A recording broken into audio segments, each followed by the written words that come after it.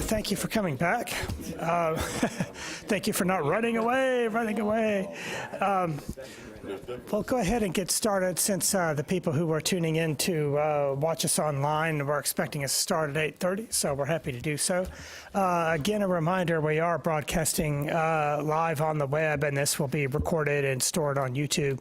So please remember to turn on your mics when you're talking, turn them off when you're not talking. And it also helps to not talk over each other. Yeah, we're really good about that yesterday, by the way. Some committees, just 6 people are talking at once, and they're arguing and side discussions going on. And I tried watching that on YouTube, and it's just chaos, which I kind of like, but that's me. So I hope you had a good, restful night's sleep. I hope you had some good barbecue last night, some good Austin food. And I'll turn it over to our co-chairs to get us started. Thanks. Well, good morning, everybody. Welcome back. Again, I would echo those thank yous for coming on back.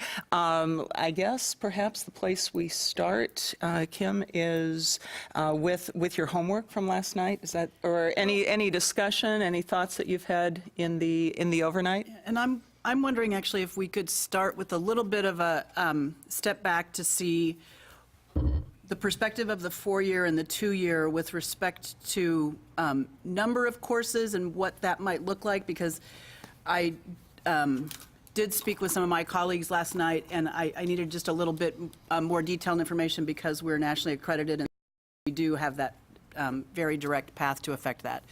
So one of the things that I would like to know, and again, feel free to, for the 2 years and the 4 years, right, to have this conversation, but on the 4 years perspective, how many hours are required in your major?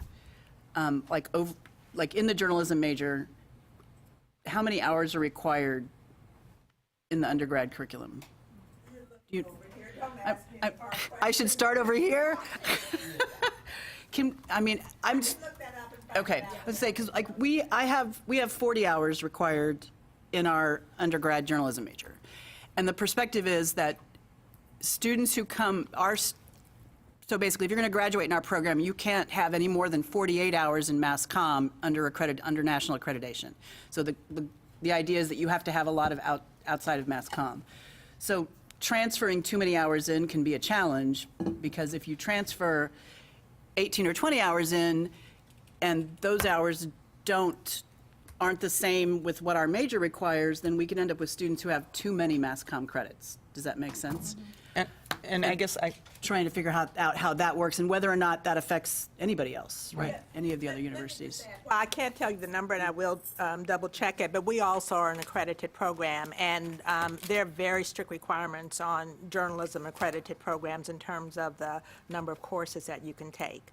And so I will, check the number, but I know that our program, does that affect your program too? Yeah, it does. We're also accredited in no more than 48 hours in journalism. Yeah. So, and not just journalism, but all of the mass comm, if you allow them outside of journalism to take other mass comm courses, you know what I mean? It's that sort of whole pool of things. That means intro to PR, all those other things that may fit as an elective in your journalism. Yeah, so we have the same problem. So from that, with that, my understanding is, and Alan, this is where I hope you'll check me on this, is my understanding is that if a student comes from a 2-year and they have the complete FOS, so they have to bring in 60 hours, right? So it's 18 hours of their mass comm, let's say mass comm, yeah, 18 hours. So we 18. have to accept the 60 hours as it is, which we would do, right, as a university. But if the FOS only has 12 hours in it, then we are permitted to just at a 4-year just take those 12 hours and assign the other 6 hours to like general university electives. Is that? Yes, that sounds right to me. If there are extra hours in the degree program that aren't taken up by the field of study, they can be taken up with the courses that the college recommends, or that the student chooses to take, or that they need for their core curriculum. But then I know there's an effect on the 2 years in terms of if you're requiring 18 hours, how does that affect your, what courses are in your 18 hours? And do they all have to be prescribed in our field of study? Or do you potentially have other things in your 18 hours that are beyond our field of study, like English or public speaking or something like that? I guess for our 18 hours, they are strictly journalism classes, and I would say that. your colleagues. Yeah, I would say that for ours, the 18 hours we have all actually come directly out of the ACGM communications. Right. They're either radio, television, or journalism, and they all fall into that criteria. So, they're- and I think we reflect, like I've seen the degree plan for Tyler Community College in Tarrant County, and it's very similar. So I think there's a lot of consistency in what that is. So are they all from this list that we're looking at right now? Every one of them is on our list for now? Every one of, yeah, because Okay. we are, again, always tied to the ACGM, and they still remain in this final cut that we have as Okay. well. So it wouldn't be that a different communications, a public speaking or something like that wouldn't, well, that's on our list, but It wouldn't be. wouldn't really fall into ours because, you know, looking at public speaking, I think I kind of, it's not the same thing, but much like the English 1301, 1302, it's kind of in that core requirement for most things. So we don't have any need to put it in there because it's a core requirement in our institution. So everything else comes out of comm. Are there from the other two-year perspectives on, Yeah, I'm just kind of looking at what we have as kind of our plan for an associate's degree for journalism, but we offer 15 different, hours of strictly journalism courses, but do require them to take 9 of those. And then, for example, like you mentioned, the introduction to speech communication, that's offered in a different department, but that is one of the offerings that would be required. They'd have some options there within speech to be able to get the associates. Of course, that's if that's what they're looking for, the AA, right? Paul, question on that. So you're saying speech comm is a part of your 18 journalism or 18 mass comm? Right. So in other words, if they wanted to take that track with us, and whether they're transferring or not, but they still want to get their AA, they would have to take, I'm looking for like semester 3, for example, within what we offer in journalism, they would either have to take copy editing or news photography 1. So that's 2305 or 1316. But then that same semester 3, then they would either have to take introduction to speech communication or public speaking. Speech 1311, speech 1315. And that's in your overall degree plan? In the field of journalism. The journalism field of study, or is that part of the overall degree plan, part of the core? part of your 18 hours? I would have to double check that to see. 'Cause I'm kind of looking at what like a student would be looking at here as to if you're tracking for your journalism AA, then this is what you would take semester 1, 2, 3, 4. Right. But I know that only let's see, what is this? 1, 2, 3, 4, 5 of those courses are what we teach out of the journalism Okay, course. And 5 of those. So 5 of your those, right. your field of study, or I guess what we'll call a field of study, Right, yeah. is 15 That's correct, credit right, hours? Okay. right. We've got one other, and for us, public speaking or speech comm would be part of the core requirements that they would take, but that would be outside of journalism, and so. Yeah, and right, I see what you're saying, but, and again, here, like, if they were to get the AA, they would have to take those Right. courses, but we're not Yes. offering them in journalism, Correct, but they are okay. offered at ACC, right. How does that look at some of the other 2 years, I'm wondering? Do you have, is it 18 purely from these, or is it 18 with some others outside of this?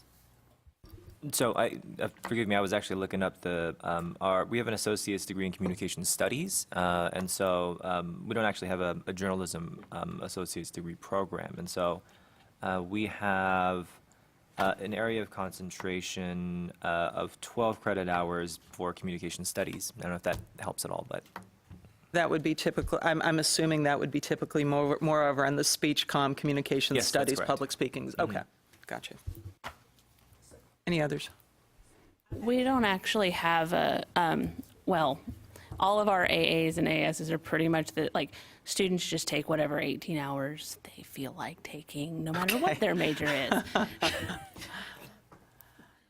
And Scott, how about you? Well, can we go, sorry, I was going to say, Yes. Lynn, you had it, and then we need to come to Paula, so sorry.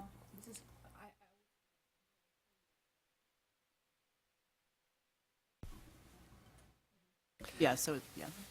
I just had a chance to double check so it looks like at the U of H, our majors need to take 120 hours total, and out of those, only 39 are journalism major. 39 art journalism. And Paula, what were you going to say? Sorry, I should have gone back to Yes, you. I had a chance to look it up. So journalism students may not count more than 60 hours of communication, because we're in a college of communication, so that's over 60 hours. And then journalism students may not count more than 36 hours of journalism coursework. So for journalism coursework per se, that would be 36. But, one of the classes, the courses that's listed on here, I'm not sure what the number is, but it's more, general introduction, to communications. That would probably count toward the communications requirement as opposed to journalism. Okay, so like intro would count toward the communication side of it as opposed to journalism. Okay. So on the four-year side, my understanding too is that generally no more than, and I don't know that this is a requirement, right, other than just a guideline that no more than half of your credits should come from someplace else, basically, right? That no more than half in the major. So if you require 36, you potentially would not want any more than 13 of those, sorry, what's 36, 15? 18. 18, gosh. So that Math, would work, I'm yeah, having one yeah. of those days. So no more than 18 hours bringing them in, but. So the overall degree is 120 Standard. for the core curriculum, that's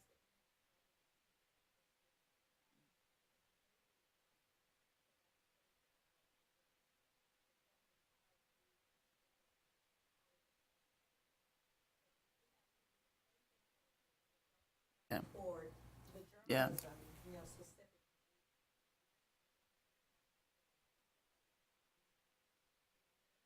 Versus a. Okay, and then over on the, with the ACGM, all of our journalism courses would have a comm number anyway, so. But- Yeah, Robert I was just going to echo what Paula was saying. At Tech, we have a fairly similar relationship between what we call MCOM courses that are core courses for the College of Media and Communication, and then we have journalism courses. We dropped accreditation several years ago, so we don't have the same restrictions, I guess, or whatever around that. But we have, let's see, 1, 2, 3, 4, 5, 20, 30, 33 hours in journalism, all but 6 of which are at the 3,000 or 4,000 level. And then we have 6 hours in what is now JCMI courses that are at the 2,000 level. Those are the 2 toolbox courses that I mentioned yesterday that are common to both journalism and CMI students. And then we also have a photo class that falls under a photo designation, strangely. But it's part of the CMI program. So all of which is to say that we have a similar array in terms of what Paula was describing at Tech. Anybody else have anything, to say about that? I was just going to add one thing, too, and that's kind of the interesting thing that we run into, or we have over the years, is the fact that we have a lot of our 2,000 level classes where, especially take 2305, we have as a 2,000 level. Most four-year colleges have that particular class, editing, design, or editing, as a 3,000 or above. And so we've always had issues transferring that one into particular programs. So this is, and there'll be a class or two like that. I think there might be some transitional issues. I suspect that'll be the case. Yeah, I just wanted to add, and this is really important, and we probably should have mentioned it yesterday, that our program, and I'm sure many of your programs do too, have a commitment to making sure that diversity is in the curriculum, that it, ideally integrated throughout, but, if not integrated throughout the curriculum, that there are specific courses that are addressing that. And some years ago, probably over 2 decades ago, that our College of Communication, and actually while the whole university had voted it down, that our College of Communication voted to require that all of the graduates of the college take at least one course, so that's 3 hours, 3 credit hour course that is committed to, looking at diversity, and we're talking about primarily racial, well, not just racial and ethnic, but also gender, et cetera. And so in the past 5 years at the university has now required not only a diversity course, but they have what they call flag courses. And so you cannot graduate without these flag courses. And a flag course can be with diversity, and that one is, U.S. racial and ethnic groups as well as gender.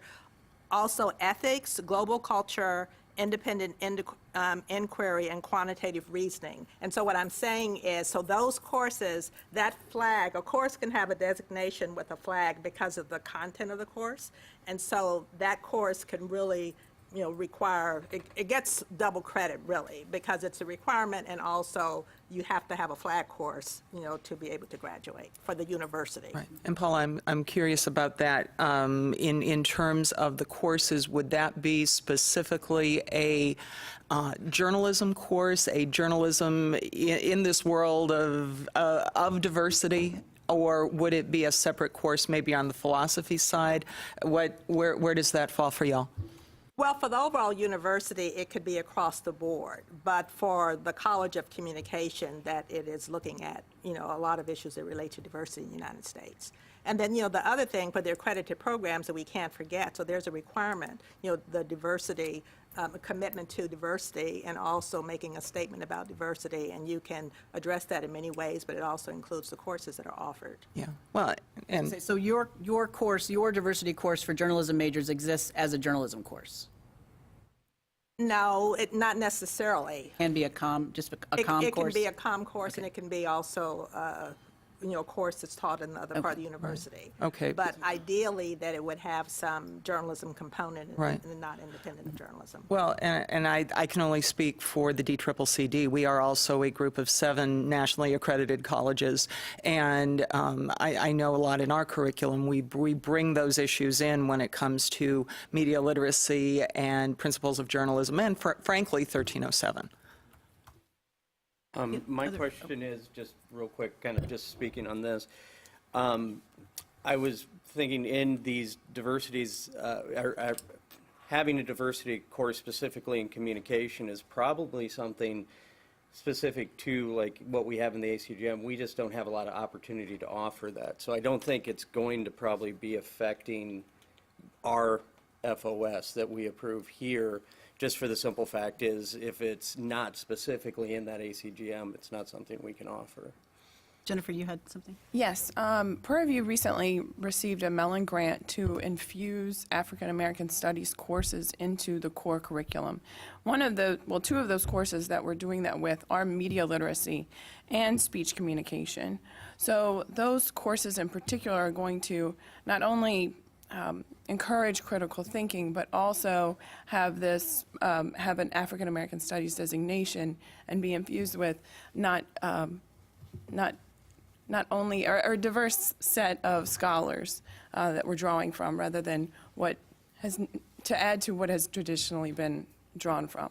So I am also making a plug for media literacy because it is part of the AGCM, and I think it has a great role, or could have a great role in all the curriculums. Sounds like an interesting course. I think I'll go check it out. Any other comments on this?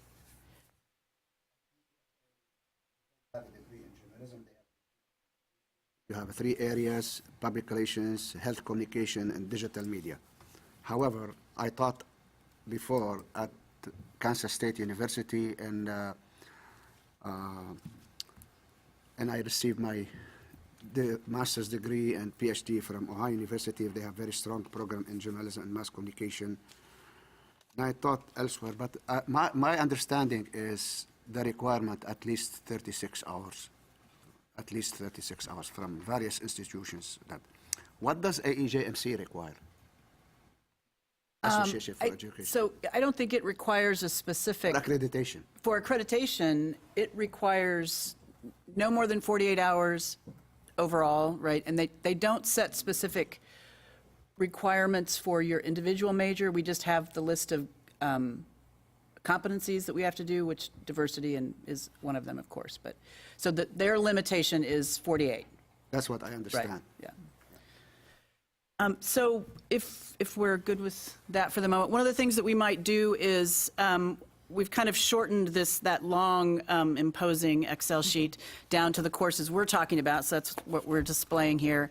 Is perhaps we could go around and see if there are any courses that didn't make the cut on your dream draft that you've completed as homework. Well, why don't we, how about if we start at the bottom, because I think that's probably if we work up that way.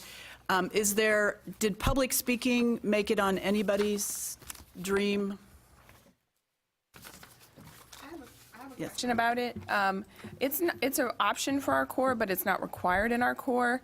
I don't know that I necessarily want it to be a part of the FOS if I'm the only one who is having this issue at our institution, but can it be a prerequisite for all the other courses? So that way All it's of not, these other courses? yeah. That would have to go through the higher ed coordinating board, right, curriculum committee, and I personally think that would be a challenge because of where we are, right? It doesn't mean that it couldn't be a prerequisite at your university to Okay. something, right? Okay. Because I don't think you're limited at your university. Right, okay. Yeah, I think that's very fair. Okay. That, just go ahead and impose, because again, like I mentioned yesterday, we're in process of adding a hard-coded prerequisite to media writing to be to have at least 1301 on the English side. Okay, thank So, you. yep. So, In thinking about the courses, I kept coming back to the discussion we had yesterday, which was, having groups of courses together.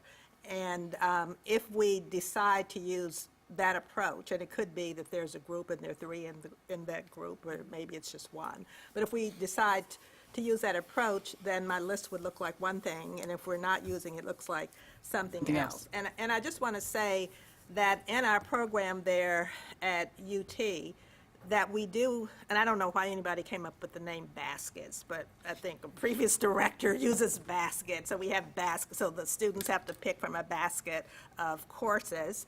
And, but I like the idea of having that because there are 3 or 4 courses that are similar. And it also helps, with the concept courses, the variety of concept courses, and you make sure you have at least 6 hours or whatever that might be. And if we could kind of decide whether we're going to go the grouping or category versus individual courses, that would be very helpful for me. We can do a combination as well, couldn't we?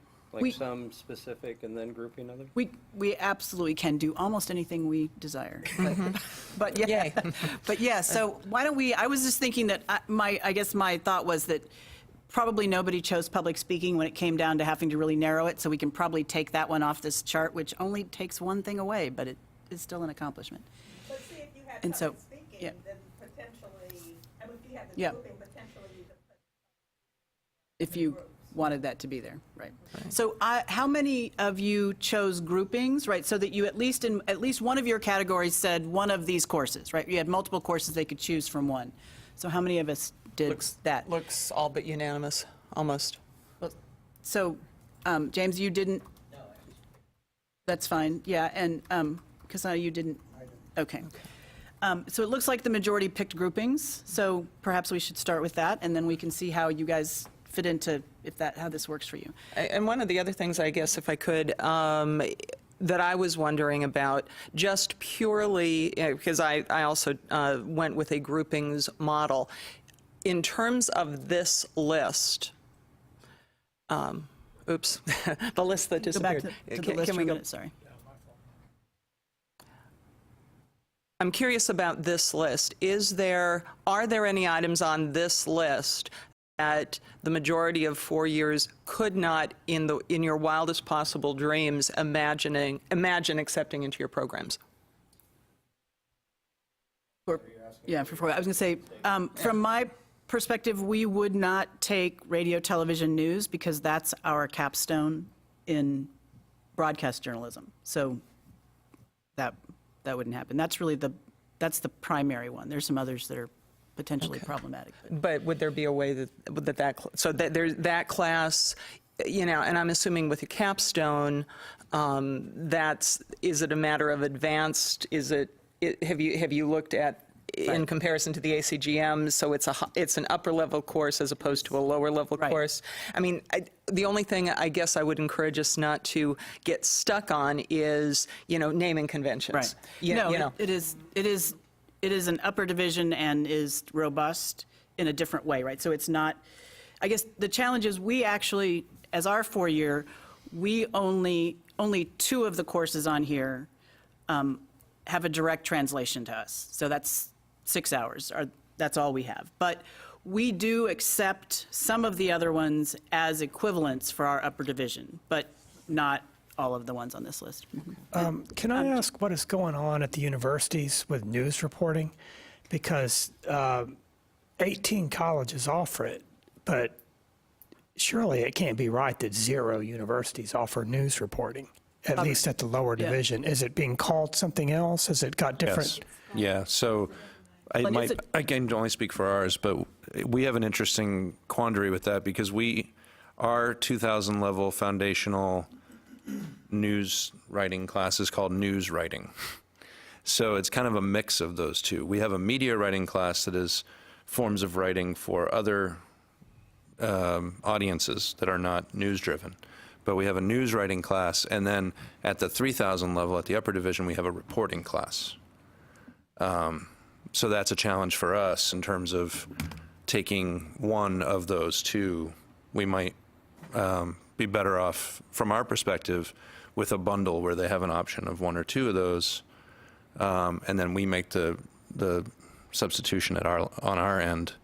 But if a syllabus was provided, I'm assuming that's how you would say, okay, this is basic introduction, news gathering and writing. This is right. That kind of thing. And the reporting class certainly has lots of news writing in it, but it's more about more intermediate skill sets for actual reporting strategies. Whereas the news writing class is where they get AP style, they get inverted pyramid, they get huge amounts of credit taken away for mistakes and things like that, and it's very revision driven, and it's kind of boot camp. And that's what class? That's the news writing class. The news writing, and that's at the lower division. That's at the lower division, yeah, because I know from our perspective, and Robert and others, I'm assuming it's going to be similar. We also at both 2311, 2315. There's AP. There's this is how you write. This is how you go out and do it. And it is a writing centric. Both of those courses are writing centric for us. Lindy, you had if we could go to her, sorry, and then we'll come back over here. Sorry. Well, I'm looking at our list of courses, and our problem is that lots of these courses that are listed here in this list that we kind of said yes are 2000 level courses. And when I look at the same kind of equivalents in our curriculum, these are 3000 and higher. So I don't work specifically with transfer students myself, so I'm not sure if there would be a discrepancy there in terms of accepting those lower level as substitute for higher divisions. So that's one thing that probably those transfer students to our university would have to deal with.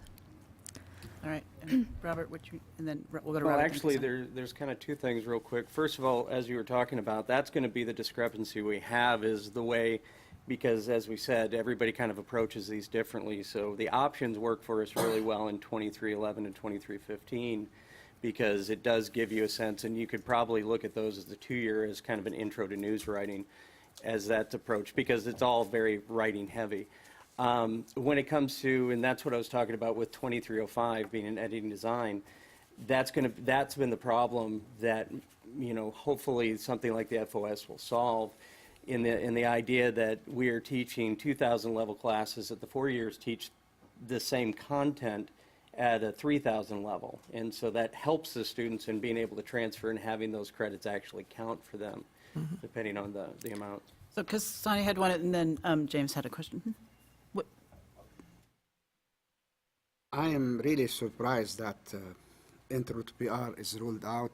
If you look at trends in the journalism industry, when you look at the fact that some organizations, famous organizations in the United States, whether print or broadcast, they had before 70 to 50 news reporters worldwide. They don't have now 5 reporters worldwide. So there is something going on here that we need to accommodate the changes in the field. I was telling Fred that there is love-hate relationship between journalists and PR practitioners, but they cannot live without each other. And I was telling him, take any news organization, they cannot afford to have in every single corner in the city or the town to send news reporter to cover activities. They count on the PR people, by all means. If you look in the United States, the most famous PR professors, they have journalism background, mass communication background, from Grunig to Gottlieb to Van Slyke, et cetera, et cetera, et cetera, et cetera. You know, so we are not doing favor to students not to expose them to public relations. Probably when they learn intro to public relations, they will decide whether to go to journalism or public relations. This is unfair. And plus, we were talking yesterday about the fact there are more jobs in PR than in journalism. And we did not, and I don't see anything about the digital media. Now, if we live enough, I will tell you the trend, but this is not a part of our job now. I will tell you the trend in the future is going to be for integrated communication because of budget cut across all news organizations, you know. These days, if you want to look for a job, they want to figure out whether you know journalism, you know public relations, whether you know advertising. If I am a PR person, I have a company, I would not hire any person for NPR if he doesn't know advertising and the vice versa, you know. So we need to make sure that we will be able to have students that they have a great potential to find jobs in the future, not just degree. Degree is not going to be enough, you know. So we want to make sure we accommodate what is, and we want to make sure that we are catching up with the trends. That's very important. It is not my specialty, you know, that I need to teach a class because I like it. No, I'm trying to put the hat of students and the PR practitioner and the journalist because I'm PR practitioner and I am journalist. I used to work 18 hours a day. I was kidnapped twice in my life because of, as a result, being a reporter in the Middle East. So we really need to think of the students' interest and whether we do them a favor or not. That's the bottom line. Could I jump in just because of specifically what you're talking about? I don't disagree with you at all. I mean, I think that, you know, journalistic skills are essential, right, for public relations and marketing. But like at ACC, you know, the COM 1307 course, for example, I mean, we're exposing them to all of these areas, including public relations and, you know, ethics involved with public relations as well as journalism. So they may want to start taking marketing courses, for example, at ACC, which is not within our department, right? That's another department. And if they want to pursue marketing, I would still encourage them to take journalism courses, and they probably in that path could, even if they're going to be majoring in marketing or public relations, right? Because you have that ability. That's what these degrees plans are for, where you're taking things outside of your discipline as well. So my question is more than if we're focusing in on journalism here, is that just kind of mixing those two areas, even though the skill sets are going to be similar there? I mean, shouldn't they be compartmentalized in terms of when we're talking about fields of study? It's more of a question than anything here, but that's why I kind of say, yeah, I agree, you have to have those skills, but I don't know that that's what we want to do here, right? To mix these different degree plans, if you will. Just with ACC's example of, like, we have marketing and we have journalism. Yeah, I always encourage students in the PR major to take marketing courses all the time.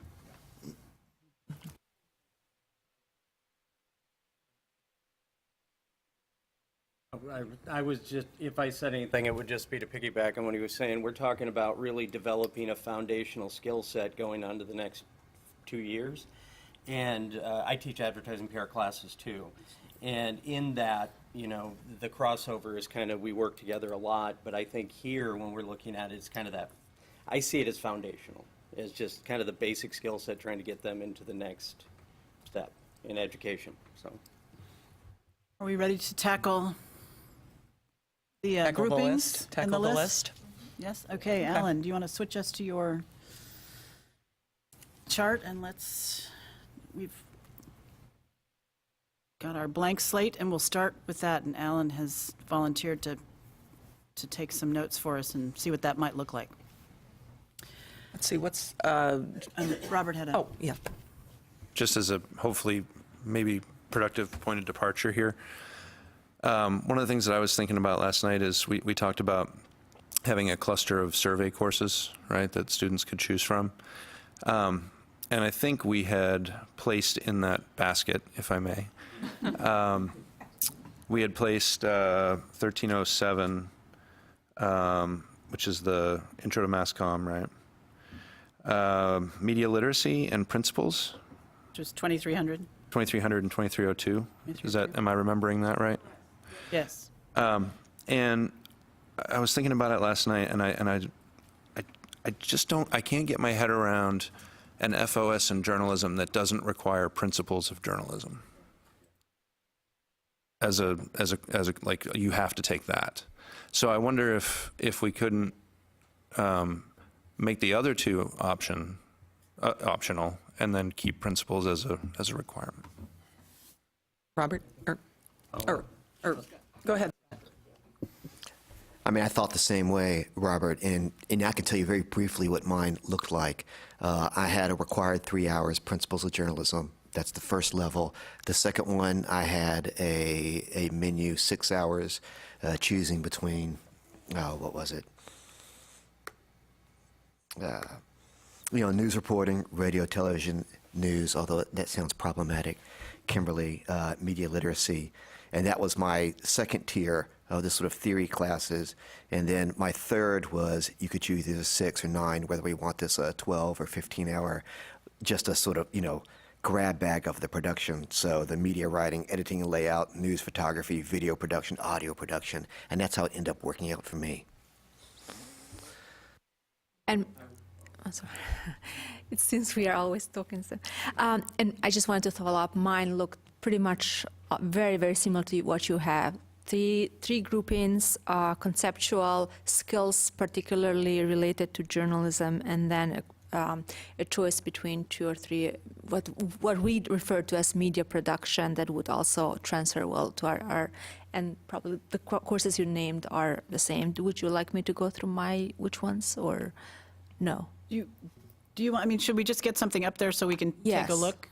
Is that okay with everybody, just so we can But have- Robert, did you have? Well, the only thing I was going to speak to when you talk about into principles of journalism is and this is coming from the 2-year college perspective, in a one-person operation. I have 7 classes that I teach now, and that would be adding another one. And I'm not saying, and I'm not in a unique position. So there's a great idea about having kind of the grab bag, and I think, we really touch on principles of journalism and intro to mass communication, and that's how I kind of work both of those into it. And when we're talking about kind of a grab bag of production, that's kind of the different perspective too, because a lot of the production aspect of news writing, news photography, you can break those into different elements, but having like 2305 as an option, also 1316, I find problematic. I think there's some very specific things, because so much of the work we do tends to be driven towards production. And I think that's the best skill set that I always find when my students transfer, is they transfer ready to work, ready to go into student publications and work. So I like keeping some of those. So if we did like 2311 and 2315 as optional, one of the 2 of those, that would make sense to me, or 1316 and 1318 photography. But I think if we get too big with the production grab bag, then we can miss out on them having the tools to be successful, because being able to step into student publications with a journalism degree and being able to go to work is imperative for them to be successful. One thing I might point out when we're looking at the principles of journalism, if we're looking at that larger Excel sheet, this lists only 4 colleges offer that course. So that would mean that if we require it, here's where I need some clarification again, Alan. Does that mean that all the other community colleges would have to start teaching it if they're going to offer a journalism FOS? Yes. Okay. I'm wondering, I'm wondering if there would be any way, and this is just my own personal curiosity, because I know we teach 2302, and we actually use it as kind of a capstone for our overall. It's 20, Principles of Journalism is 2015. Oh, isn't it? Oh, no, wait. 2302. Oh, sorry, I'm looking at 2302. the wrong thing. Yeah, I'd be just real interested to hear, because I know all the schools that offer journalism and the DCCCD offer 2302. And so I'd just be curious about that. The other, who had the next question? Well, again, just to clarify colleges aren't required by law to start teaching it if it's in the field of study, but your question was if they want to offer the field of study, then yeah, they'd have to offer it. Can I just, it seems to me that there still is flexibility here, because on the side of the advisors, in fact, faculty, we no longer advise, so we actually have professional advisors. But, so a professional advisor would look at the content that's in that, so it may not have that name, but they would look at the content that's in that particular course and say, okay, well, this is equivalent, and so we'll give them credit for that, and they won't have to take that. So I don't know if it's an issue that if, a community college is not offering this specific course with this specific title, that it could not still apply. And I don't know how it happens at the other. Paula, do you have a class called Principles of Journalism? You do? No. Oh, you do not? Okay, No, excuse we me. don't have a class called that. We have a class, I think the course is called Fundamental Yeah, and it's Issues of 2302 Journalism. because we offer it as well because UT takes it. And so they that's why would we look established at, it. so the advisors would look at that course and say, oh, well, the content is similar to the fundamental issues of journalism, so we would accept that course, but I don't think that they would look at the media literacy and accept that course. The student would still have to take the fundamentals of So, Paul, do you teach outside of the ACGM? Well, now, 2302, right, is there, so. 2302 is there, but, and you call it what? We call it, it's the same course. We call it Fundamental Issues in Journalism, or Critical Issues in Journalism. They call it Fundamental Issues in Journalism. I don't know why one was called one and one was called the other, but it's basically the same coursework and accepted by UT, which is a core course for them.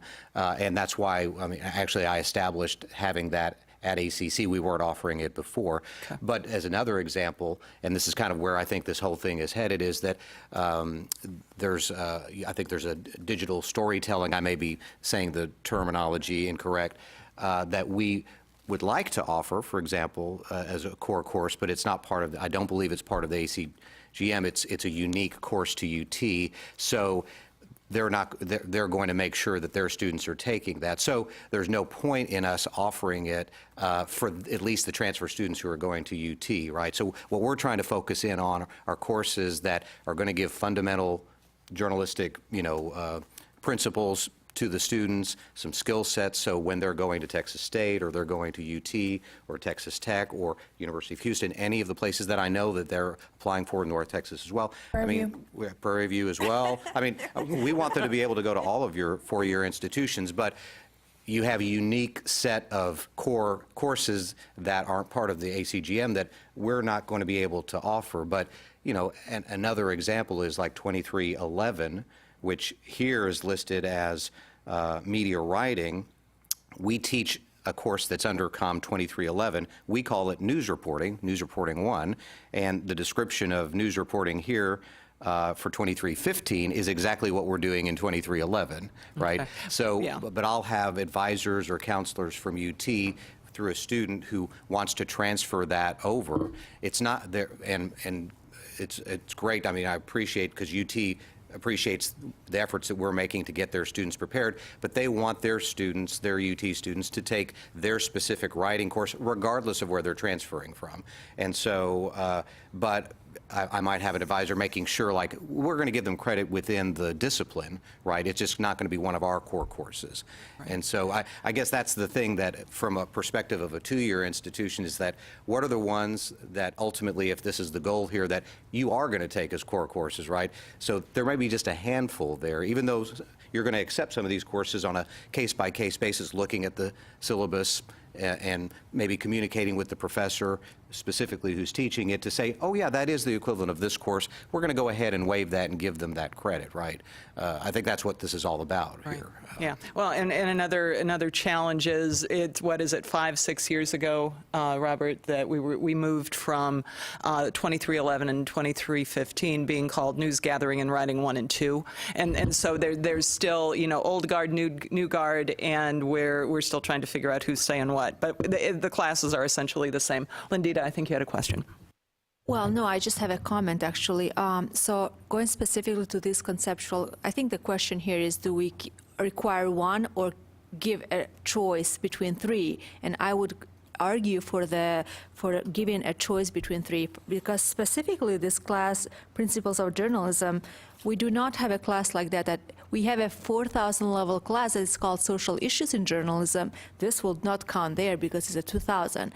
We have something called Media and Society, so this one would not, it's a 1,000. Do you see, there's a discrepancy. So I think if we decide that the three conceptual courses on this list, 1307, 2302, and then 2300, media literacy, I'm not sure where that would fall into ours, but most likely advisor would consider these three classes as equivalent to our intro class, which is Media and Society. So for this reason, and I hear from everybody here kind of really pointing to that we need to give this choice just because of these differences, how we name them and how we number them as well. I think it's easier to go from a 2,000 to 1,000 in terms of accepting than 1,004. Yes. James, did you have a point? I was just going to make the case for including 1307, Intro to Mass Comm. I understand giving the students a choice, but at least at UNT, all of those courses are completely different. And so, you know, media literacy is different from Mass Comm, is different from Principles of News. Principles of News to Mass Comm, we added Principles of News a couple of years ago, but for years we were happy with Mass Comm, and the reason was because it gives students an exposure to all the majors. And you know, we have to realize we're seeing the students come in here at 18, they hardly know if they really want to do journalism, let alone do they want to do PR news, et cetera. And so in the Mass Comm, and I taught that thing for about 10 years at UNT, students would be surprised, oh, this is what public relations is. I thought it was just relating to the public or something like that. And then they would go into news or vice versa. And then we had, you know, we have sections on law, ethics, economics of the media, and all this kind of stuff. And so I think it's a really important, broad class to expose students to journalism, to decide if they want the major, and then which way to go into the major, and that's what we use it for. And also at UNT, and this might not apply to other places, but we teach it in journalism, so it's a J-O-U-R, and so it's really an SCH cow for us. I mean, we run 1,000 students through that thing, and a lot of students are non-journalism majors, and then we bring them into our program through that class. And then also, we have guest speakers from our different majors, and they recruited students into their own major, like PR professors will use it to recruit and so forth. So we found it very useful. Yeah, I know, and just, James, to react to that, we also kind of use it, facetiously calling it a gateway drug, but for us, you know, it's very much, it is very much that, you know, and I mean no disrespect when I say that, but you know, it's just it's a way to get them in and get them engaged, and as you said, oh wow, that's journalism. You know, that happens a lot for us too. So are we, oh, sorry. Yes. Well, I agree with James, and I also feel that media literacy should not be in the same category as Intro to Mass Comm as a conceptual class. I mean, media literacy is talking about critical thinking, and as just, not only as consumers of media, but also as, you know, when you're reporting and you're getting information from a political figure, and they're telling you one thing, you have to be able to critically think about, what are they saying? Wait, what is, you know, what are the corroborating, where's the corroborating evidence for this? And so I think that having a survey course like Intro to Mass Comm and having a section on critical thinking is great, but I think there needs to be something in the FOS to really encourage critical thinking on as a whole. And if it transfers as media and society to U of H, that's great. But 7 colleges offer it. Not many universities do, but 7 colleges offer it. And so perhaps, universities need to get on board, or there needs to be some sort of articulation agreement that this intro media literacy counts as media and society at U of H. James? Yeah, I just wanted to piggyback off of that. So when I was looking at categorizing 1307, I actually categorized it similar to 1335, which was Introduction to Electronic Media. And my rationale for that was looking at the course description of 1335, it just sounded like it was really a more specific version of 1307 related to electronic media as opposed to a broader sort of survey of traditional print and audio and things like that. And so that was the way that I had categorized those two. Others, comments? Yes, Robert. So I have a little bit, I guess, a little bit bigger picture question or comment. So if we take these 3 classes that we've just been talking about, 1307, Principles in Media Literacy, each of those would count in our degree program in a different way. So Principles would transfer directly over to our Principles class. No problem there. Intro to Mass Comm is required of all students in our college, so that would transfer into our college core. And then Media Literacy is is an option for students for our university core, state core, right? So it's a class that fulfills a state core requirement. So I guess the question in that is I guess this is for Alan, as the receiving institution, if a student has, in our case, media literacy, of those 3, that's the one they choose, and it's part of the FOS as a result, but it only counts at Tech toward the state core and not toward the degree plan. What does that, I mean, is that possible? Does that hamstring us? Do we have to? Well, it has to count somewhere in the 120-hour degree. So if you want to count it towards the core but not towards the major, you could. Although the idea behind the field of study is it's supposed to be the lower division courses for the major. That's how we want it to work.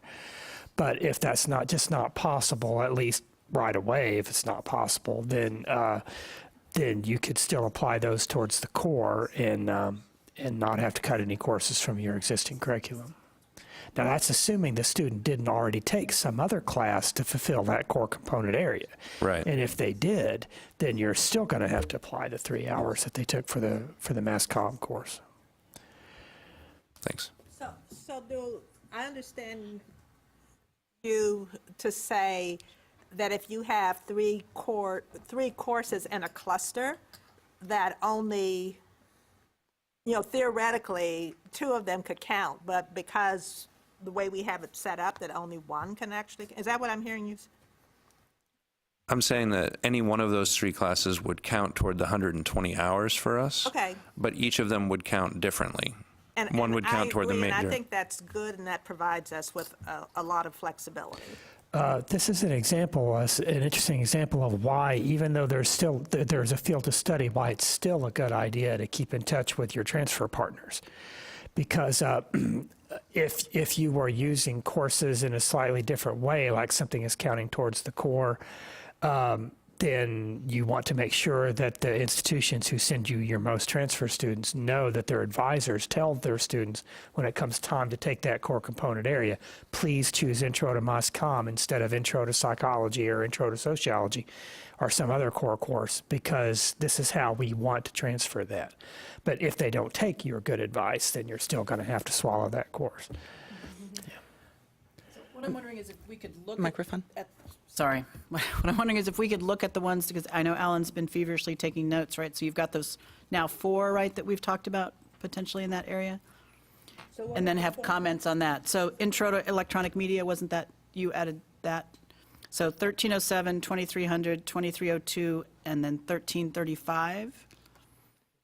Sorry. Well, and I'm wondering if everyone is kind of categorizing them in the same area. Maybe would it be useful? And I'm not talking about fine points here. I'm wondering if it would be useful for everyone to just briefly describe kind of their ideal, because I know the four that we've talked about so far, I, for one, am kind of grouping that differently, and I don't know about the other 2 years, how you're grouping those. So I'm wondering if we could just really quickly say, not a lot of time here, and with the understanding that, everyone has a different ideal, and kind of where that would fit best for the group. I know several people have done that. Are there some others who'd like to share that, or Lindita? Well, it seems to me that there is a consensus here that at least these three, to a certain degree, should be in the list. So let's put stuff that we have a consensus on the list, and then maybe discuss what should stay ultimately or not. So building this list, and then later on, I guess maybe opening sort of more discussions in terms of other, like what stays in different categories or not. Or do you have a different idea of categories here? It's conceptual, skills, and media production. Is that what you are saying? You don't have a different idea? Well, personally, I ended up with four baskets, again, to borrow Okay. that phrase. But Okay. Yeah, I think mine were fundamentals, news writing, production, and then kind of capstone and media and society kind of classes. That's how I broke mine down. So, so mine were essentially fundamentals, news writing, production, and media and society. Well, in that case, maybe we should go around the room and see, and try to get a consensus Yeah. of categories before we Sure. talk about specific classes, Sure. because Or is that opening up too much of a? As long as it's brief, right? Yeah, right. Yeah, let's keep it brief. Absolutely. No, I like that idea because then you could see what different people are thinking in terms Right. of these baskets or these areas, and then we could maybe plug in the courses that we Right. feel fit in those categories, and that might eliminate or change the name of some of them, perhaps. Sure, right? absolutely. That makes sense to me. If you're okay with that, Kim. Okay. So. I think you added Right, well, I thought your production is about the same as your media production. so Sure. we'll Yeah. put the same thing. Yeah. Absolutely. writing is the same as skills. Well, for me, I guess I'm calling, I look at two different types of skills. I look at the journalistic writing, here's the story, here's the communication, and then the production side of it is the various channels. So that's kind of how I'm thinking about it. Robert? I think when we're talking about skills, we have to approach it at a visual and editorial. So there has to be a writing and a visual. I Yeah, think those exactly. need to be, the writing, the 2311, 2315, Right. I don't think can be in the same grouping with 1316, Correct. 1318, or 1336. Yeah. Yeah, exactly. Yes, Rob? Could I know. could I propose collapsing media and society and conceptual into the same basket? I second that. I guess from a two-year perspective, to me, the challenge is the fundamentals, the 1335 and 1307, and that's kind of how I'm kind of chunking them. And then media and society, the drill down 2300 and 2302 from at least our two-year perspective are in line. Robert, if I actually would echo what he was saying with the media. I mean, just not to just contradict, but I mean, Oh, go I think ahead. it is 1307, 2300, 2302 would seem to fit in more of the conceptual media society. The visual, again, would have its, and this is just the way I have it broken down. I have visual, editorial, the conceptual, and then I have in my grouping more of the, I know it's still the same as visual, but it's kind of an other video, that aspect of it. I know it's not well thought out, but I do think the 1307, 2300 can fit into the same grouping as I would see it. Okay. I just question, from a two-year perspective, or at least our two-year perspective, lumping those three classes together. Students are only going to take one or two. And that's going to be a significant hit on our enrollment, the way we have it structured. And this is kind of where we run into the issues too, because like one reason, I'm not going to get back into public speaking, but one reason I would not want public speaking to be an option in any of them because I think that would give students an opportunity to miss out on a very fundamental and important class with a class they have to take anyway, and they might do something like that. When it comes to these groupings we decide to choose if we're going to choose a selection, we need to look closely at the numbers of institutions that offer that particular class. And if we're looking at colleges, if there's only 7 or 4 or 5, we need to keep in mind that that needs to be put with something else. So, because a lot of the tier colleges will not have the staffing or the offerings at this point to be able to give a full accounting of the field of study area. That's my one concern with that. Yeah, Paul?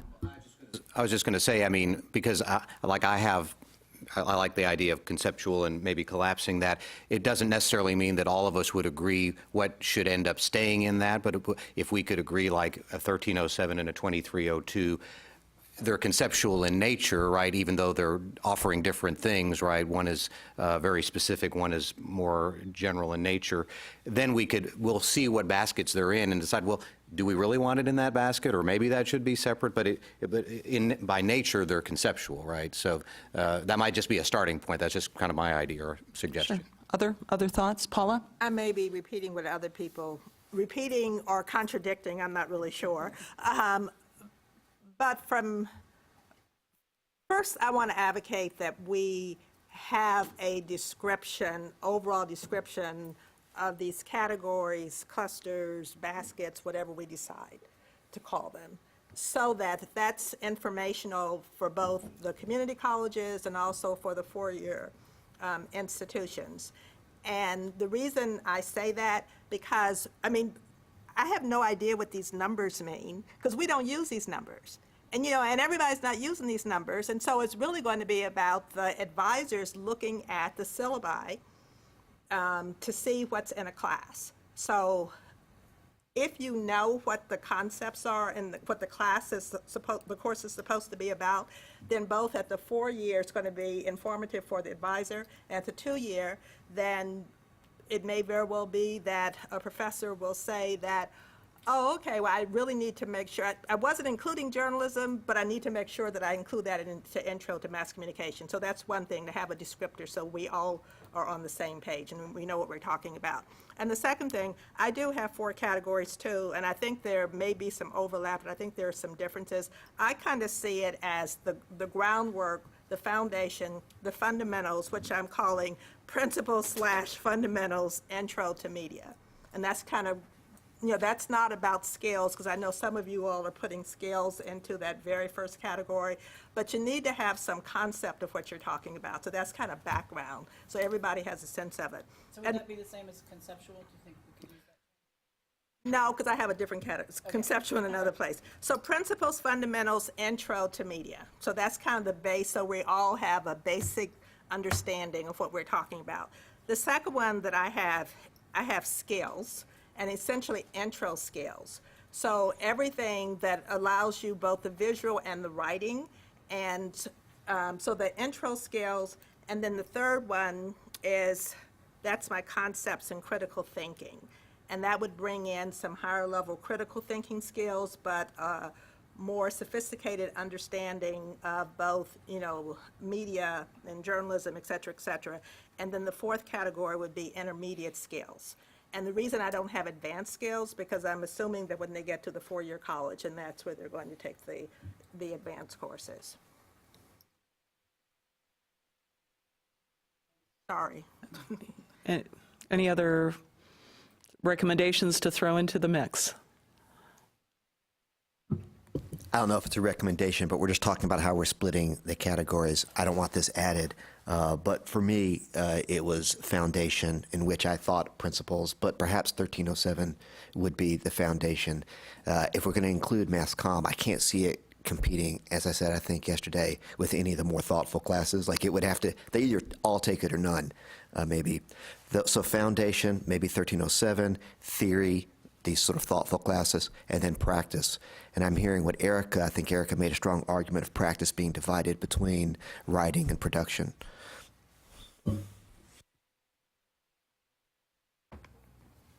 Any other thoughts? Okay. Wondering, we're at 9:30. Should we take a five-minute break, or does anyone need a break? Okay, all right. I tell you what, let's take 5 and plan to be back. Well, let's just say 9:45. All right, thank you.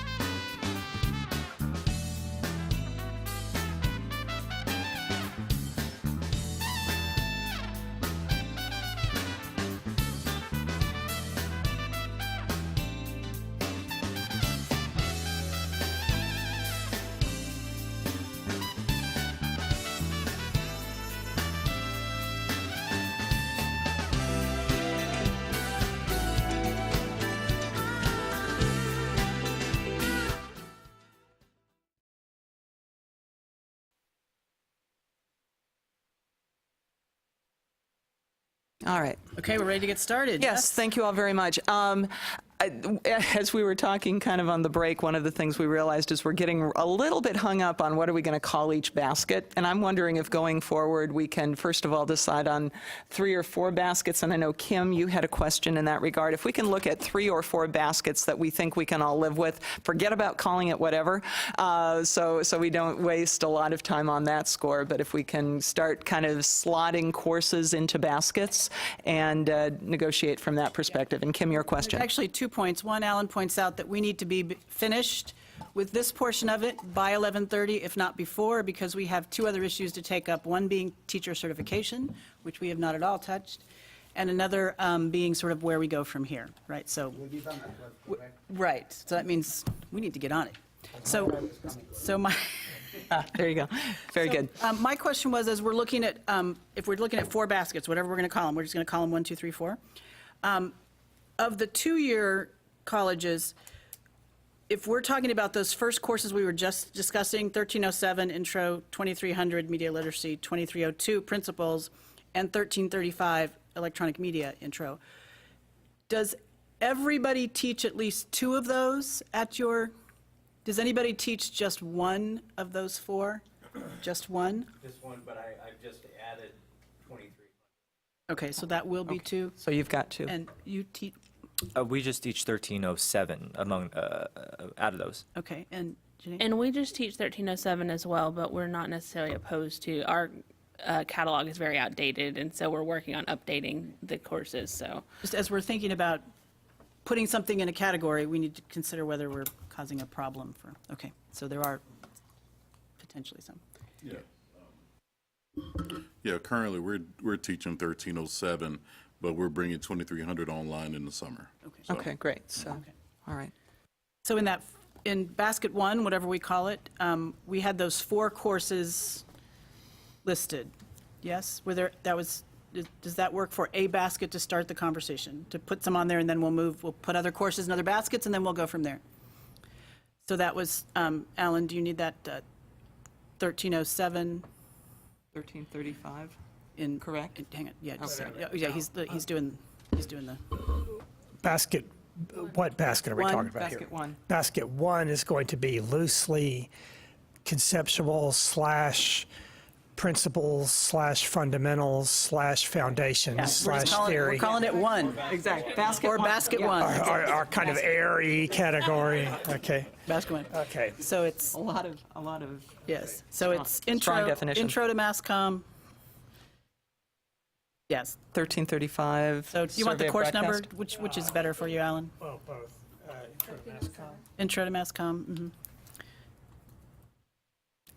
Intro to electronic media. 1307. 1307. 1307. Yes.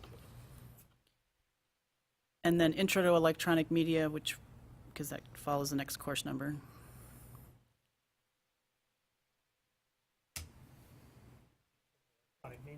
Which is 1335.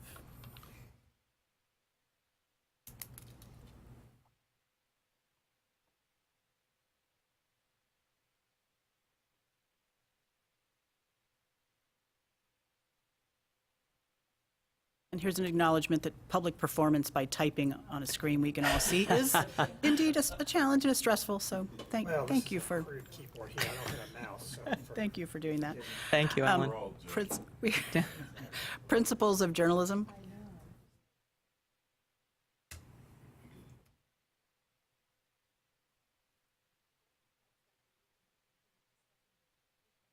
Which is 2302.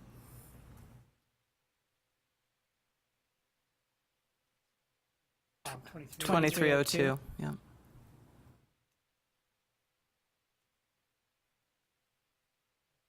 And then principles. oh, Media sorry, literacy. Media literacy. Media literacy, Media which is 2300. Yeah.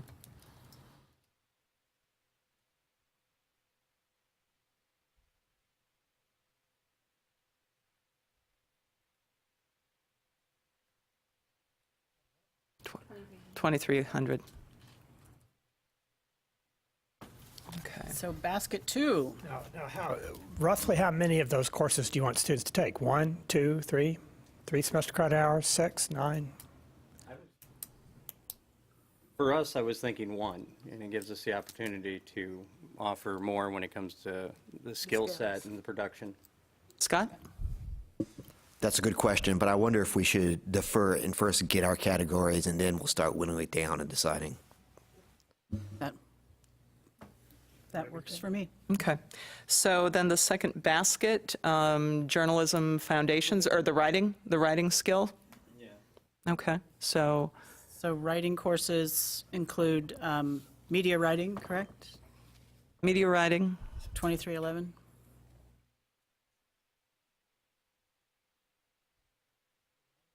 yeah, media writing 2311. 11.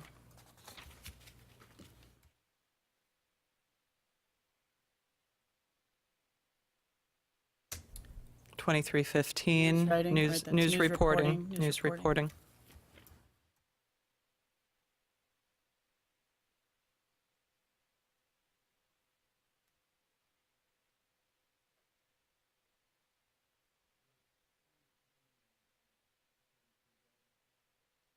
I don't teach radio, TV, news, but I mean, Right. as far as a class, would that fit in with those? I can only speak from our perspective. The way we teach it is more of a broadcast production class. That's the way we teach it. And I can't speak. That's what it ends up being more for us. So, but writing for radio, TV, film would go in that category, though, wouldn't it? It could. It could. I think 2339? I think that probably gives us, flexibility for. Writing, Writing for radio, television, film? isn't it on your list? I thought. Oh, I thought it- We didn't, that isn't it- one, That's writing. I thought we had it on our, It is, it just isn't on. maybe it's not on our, I it may have wasn't on grabbed the, it from it the wasn't wrong- on the 13. Oh, okay, It sorry, wasn't I on the grabbed it. 13. It could go into that one. Too many lists, that's all right. Right. We don't, I don't want to add any more to our plate than we have. I mean, we teach that one a lot, and we get a lot of reverse transfers, but, But if that yeah. wasn't on our list? yeah. So radio, television, news, in that course, you guys do not teach writing? Because at U of H, it's writing based. Right. When you take that course, you learn how to write for television news Right. rather than camera. That's an upper division one. Right. We end up teaching writing in all of our classes, and we kind of take the approach that, yes, there are the specific media writing and news reporting classes, but to teach radio, TV news, you have to also emphasize the writing in the overall production. So,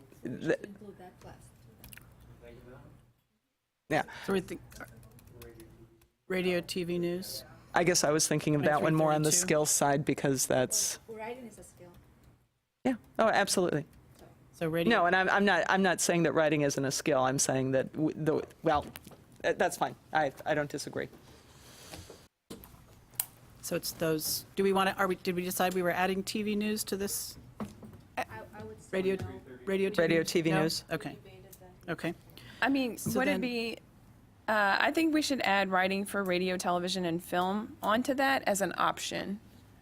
I know that we took it off yesterday, but if y'all offer it, if the two-year schools offer it, and as, to help the transfer students, would that make sense, or? How many teach that one? How many of the 2-year? Yeah, we offer it as well. I mean, it seems like a writing skill class that would fit in that basket. So, Thank you, Paula. it would add options rather than limiting them, is what Sure. I'm thinking. What is the number for that? Because 2339. 39, okay. I- We are category 2. Basket 2. The reason I'm asking the question, because we're talking about, Right. and these are writing skills, whether it's production, or some other kind. Is that not, I mean, To me, this is the writing skills basket. But I think right now, we're just putting them in 4 categories. Give us some room. Right. Right. these do all feel like the writing, right? And then Yeah. perhaps basket 3 is what you were thinking of more as production or other I mean, my thought is, again, the visual. basket would be 13. Okay, so production or visual? Yeah. Okay. Audio, visual? Yeah, sure.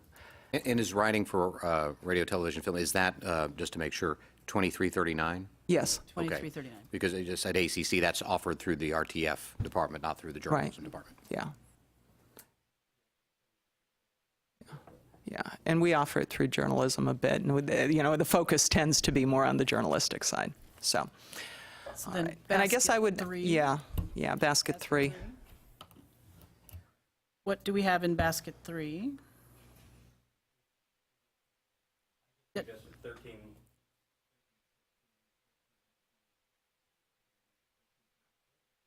Okay, so that's news photography, 1316. Photography, 1318. Hang on, he's still typing. Okay, sorry. Yeah, that's all right. Then I'm sorry, yeah, maybe if he stays in this one column, it's easier without a mouse to go down. 1336. Well, but not or with the numbers, though, just with the okay. names to start. Video production. Video Video production. one. production. Then that would meet audio production, correct? Did we have audio production? Was that on our list? Okay, yeah, okay, 23, okay. This And is would, category 3. would column 3332 go in there too? Or 2332? Sorry, 2332? Yeah, I would say so. Radio, TV news. Yeah. Editing and layout would also go in this I would say. category? Is that good? Put it, and then we can Right. see from there. Editing and layout. Correct. Yeah, we'll give you all the numbers in a minute, Alan.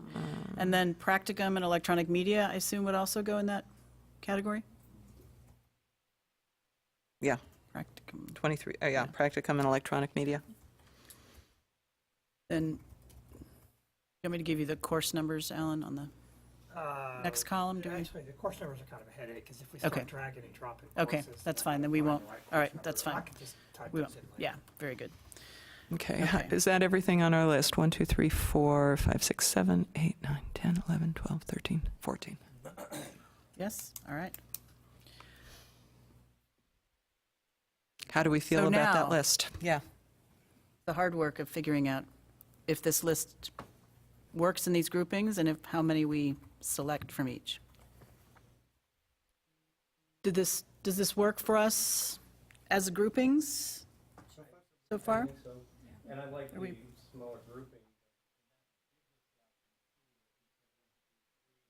Take a minimum of 6. And then 6 from the bottom one would leave us at 12 in general. Now, remember, some courses can be standalone courses. They don't have to be in a group. You could have everybody take Intro to Mass Communication, or everybody take Media Writing, and then have your groups. I like that. I mean, I don't know about 2 of them. I think 2 of the really important ones are media writing is. For that, I think it could stand on its own. Scott? I see that only one university offers, well, maybe I'm looking at the wrong one. How many universities offer Intro to Electronic Media? 8. 8?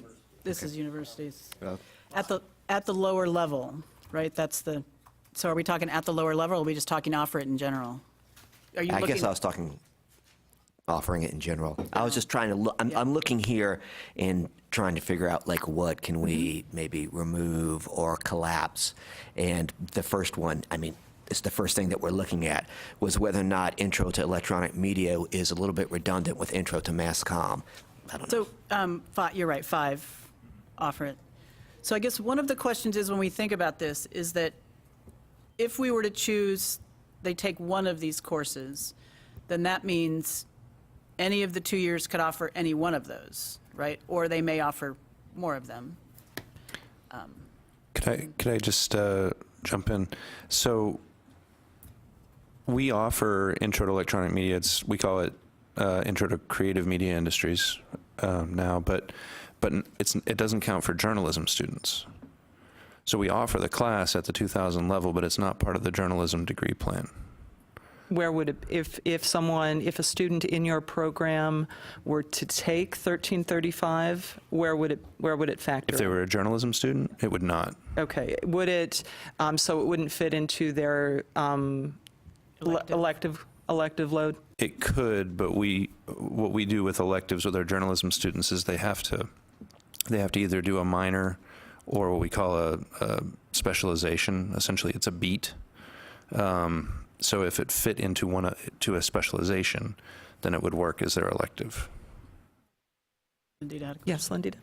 The challenge with making these electives for us is, again, I'm going to repeat myself probably here, is that these are 2,000 level. Our electives are 3,000, 4,000 level. So it would not, probably there would be difficulties transferring it as an elective for these reasons. Jennifer, did you have a? Yes, I just want to echo the baskets that both Lindita and Paula mentioned as far as having 4 baskets, like one fundamentals, one news writing production, and then media and society or concepts and critical thinking. It seems like those are both similar, concepts and critical thinking and media and society as a 4th basket rather than just having 3. Are we married to 4? Are we, right, but are we Would that be married to separating 4? then out principles of journalism and media literacy specifically? Yes. So that they would be in their own basket, and intro, mass comm intro, electronic media would be on their own. That's how I would classify those. That's the one thing we run into there is what I was talking about again, being able to have the full offering. Everything that what we put forward has to be at the least part doable by 2-year colleges that have journalism programs. And I think if we do conceptual and then media literate, I would be more in favor of breaking up the production, being at someone who kind of teaches at level and transfers students in, as opposed to breaking up the conceptual as much.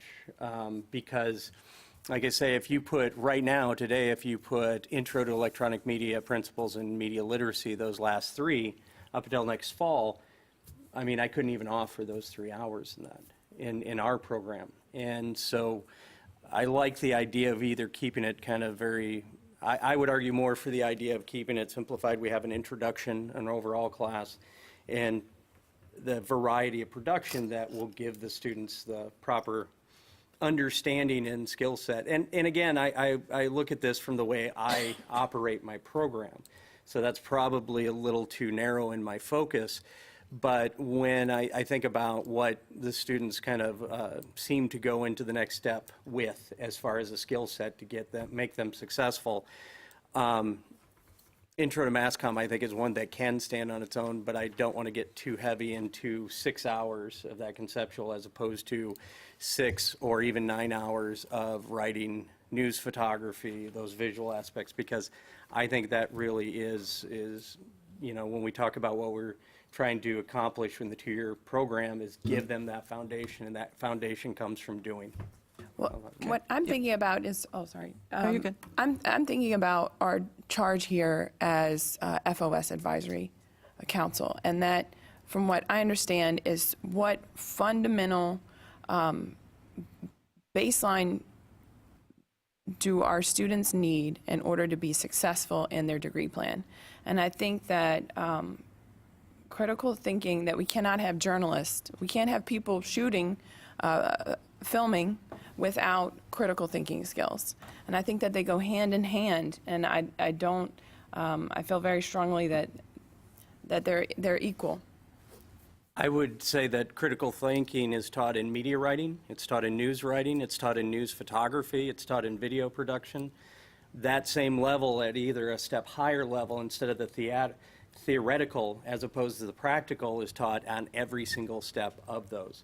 So even much more so, I definitely know that I teach my students more critical thinking in media writing than in any other class because it's that practical use of doing that. So trying to focus on that, I think, you know, it's well, no, I know for a fact, like I say, in the approach, it's taught in every single one of those. Yes, Londita? Well, the way I see, and I kind of agree with Jennifer, the way I see the critical thinking, it's not only writing for news, it's about writing skills that synthesize concepts coming from research. I mean, we all here, most of us here do research. So it's a point of getting them to read some of that research and think about critically about the work they do, right? But again, some of these critical skills are again taught in upper level division courses. At least in my institution, we do media. We have a class in media effects and media power in society, which are very conceptual, critical thinking, and most likely whatever they are taking at this lower level would not transfer for those reasons, because we want research-oriented faculty to teach those courses based on the research they do. Well, I think, too, though, that, and forgive me, this probably isn't what you're saying, but if we are going to say, well, we don't want to teach them critical thinking because we teach that at the higher level, I think to really be practical and to have application, we've got to be teaching critical thinking at all levels.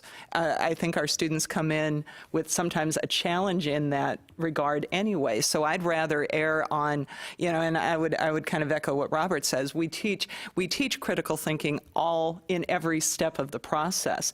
Teach it in the 1307, teach it in 1335, teach it in 2300, and yes, teach it in the news writing courses. When you say, what does it mean for something to be newsworthy? What does it say to go out and do the story? How do you identify which sources and which interviews you're going to do, and how are you going to shoot something? It has to be taught at every single level of the course, or we're not going to get it. Can I? Yes, Paul? I was going to say, just from a practical standpoint, because from what I gathered, everybody for the two-year institutions teaches 1307. But that was it, right? I mean, and we do 2302, but the main reason is because UT is doing it, and so, we have a lot of dual enrolled students that they're coming to take that course, and I think it's accepted within communication, electives. I'm not going to speak for UT, but it's not a core course, but they're accepting it, and we have probably one of our sections, 95% of the students are dual enrolled. So if you were to separate principles of journalism and media literacy into a separate category, and maybe this is a question for Alan here as well, and that's part of the, what we end up approving, if they're not being taught, then is that hurting those institutions that don't offer those courses? Alan, did you have Well, it doesn't hurt the institutions. It's just an opportunity you're not providing your students.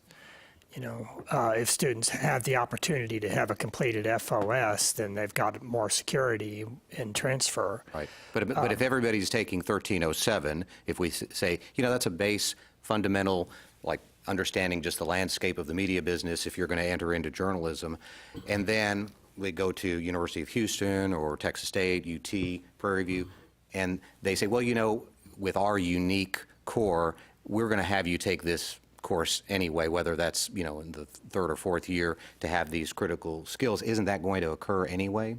You know what I'm saying? Well, they can't require the student to take a course other than the one they taught, which is why you've got to be, other than the one that's in the field of study, which is why you have to be careful with these choices, because if you put like those 4 courses together in the basket, then the universities need to be sure that they're okay with a student taking any one of those. And that means that if you want all of your students to have intro to mass communication, but you give them a choice in the field of study, a student might come in with media literacy, and they're not going to get intro to mass communication ever, because that's the option that you put in there. If you want your students to have a certain class, you need to make it a standalone class in the field of study, so that make sure everybody takes it. But you need to be sure that every choice is just as good as any other choice when it comes to applying for checking off that part of your curriculum that you want students to have. Also, keep in mind your prerequisites. Don't lose sight of that. If you have some carved in stone prerequisites for your programs, then now is the time to speak up for that, because if you have a course in a series of menu of options here, the student might not choose the one that you want them to take. Now, that being said, what I told Rob a few minutes ago also applies. If you have a choice here and you prefer students to choose one of these courses over another for the purposes of your program, get in contact with the advisors at your transfer partner institutions and let those advisors know that all other things being equal, you would like for your students to take Intro to Mass Comm instead of Media Literacy because it serves your program better. That's perfectly okay. James, you had a question? Yeah, just for clarification purposes then, if, for instance, we decided to keep all of those in that same basket, you're saying that there's potentially a scenario in which if a student took Intro to Mass Comm or something along those lines, and then that package or that block gets accepted by the university, that it's entirely possible that they may go through their entire journalism program without actually having taken a course similar to a Principles of Journalism course. Well, they'll take one of the 4 courses there in that box, but they're not going to take the other 3. So the question then becomes how important is it that the programs, from the perspective of four-year universities, how insistent are they that the Principles of Journalism is something that they need to take? If the field of study works the way it's supposed to, then the four-year institutions, correct me if I'm wrong, can't I guess force students to take Principles of Journalism if Intro to Mass Comm has fulfilled that requirement. That's right. Okay. But if, as long as we count, so in this same scenario, if the student takes media literacy, let's say, as long as we count it somewhere in their 120-hour degree plan, we can still require them to take Intro to Mass Comm if it's part of our college core. Oh. If it's not in the field of study, you can't require them to take any additional lower division courses for the major. May I? That doesn't make sense to me, because that would mean that whatever we come up with for the field of study would be equivalent to every four-year institution's college or degree core. That's it, exactly. Okay. Lindita? Yeah, you can recommend that your students take an additional lower division course if you have an elective for them, a slot, take a free elective. You can also give it as included in a list of designated electives for your major. See, for your major, please take one of the following courses, some of which are going to be upper division courses, some of which might be some lower division courses. But you can't tell the student, you have to, even if you chose to take Principles of Journalism for the field of study, when you come to Texas Tech, you also now have to take Intro to Mass Comm. You can't do that. But is there a distinction between what's required for the major and what's required for the college core? For the college core. So we teach Intro to Mass Communication as an MCOM designation. So it falls under the College of Media and Communication, and all students in the College of Media and Communication have to take that class. Ah, okay. That's a loophole that I did not talk to you about in the intro because it happens very rarely. But yes, if the college or the university requires a lower division course of everybody, and here's the key phrase, regardless of major, okay, then that course can continue to be required in addition to the field of study. For example, if everybody in the College of Engineering has to take Principles of Engineering, it's a course that, A&M or Texas Tech or somebody might offer. Even if you do civil engineering, mechanical engineering, computer engineering, doesn't matter. Everybody has to take this one course. That's the exception to the field of study rule. You can do that.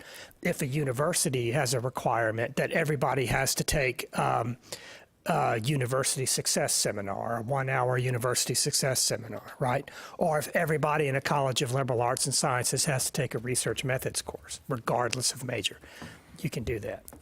Now, there's a weird situation where if there's only one department in a college, like if it's the College of Journalism and journalism is the only major, then that's a little problematic. I'm not sure. But how many majors are in your college?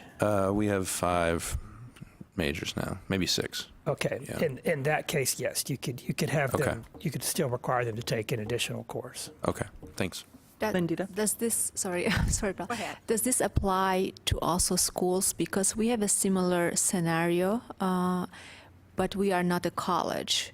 Well, a School of- college or school, I should say, yeah. Okay, it's a school of communication. We have requirements for all majors and then journalism in addition, sort of. So Okay, school or college, right? Right, that's Okay, right. Okay.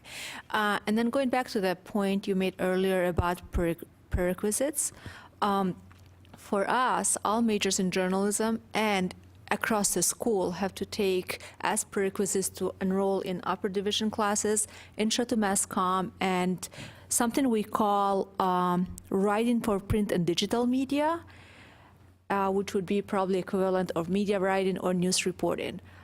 So every single major in our school has to take those two. And those are prerequisites to enroll in other classes, which is, I don't know if this applies to other four-year universities, but from our perspective then, if we were to have standalone classes, I would suggest those two be standalone classes, and we require transfers to have equivalent of a writing class, an intro class, and then we make options for the two other additional classes. That would serve best people who come to our institution, but I'm just throwing this out. Would this work for other four-year institutions? Of course, semester credit hours might be a problem here because if you've got, just for example, an 18-hour field of study and you also have some courses that are required of everybody in your college or school or university, then the total credit hours might not be adding up. So it might be worth discussing with your curriculum committees. Are there courses in the field of study that could in as more or less the equivalent of this required course for everybody, because that saves you an extra 3 semester credit hours in your degree program without having to cut something from your upper division or cutting an elective for the student. So even if you do require a course, if it's similar or close enough to Intro to Mass Comm or Principles of Journalism or Media Literacy or something, it still might be a good idea for you to let the student transfer in with that equivalency. Paula, But I that's believe up you- to each institution. Yeah, so based on the earlier conversation, I would recommend that we take out the media literacy and intro to electronic media to put in another group or something. Because the discussion that I was listening to, the intro to mass communication and principles of journalism, the requirement for that, and the fact that it's broad-based, and the other two courses really are not broad-based. You know, I teach a news literacy, it's not media literacy, but we have someone else who teaches media literacy. And news literacy or media literacy assumes that you have some knowledge about the media. And so, you know, and people teach it in different ways. You know, I don't teach it as a critique. We do critiques, but it's not a critique. Some people teach it only as that. But if you don't have any knowledge of the media, then, you know, you have to essentially start from a different place. You know, and I assume because my students are upper division in that class, they have fundamental understanding of journalism. You know, they are actually reporting, you ask them what they are and they'll tell you they're journalists. They won't even say that they're students because they have that, you know, kind of sophistication.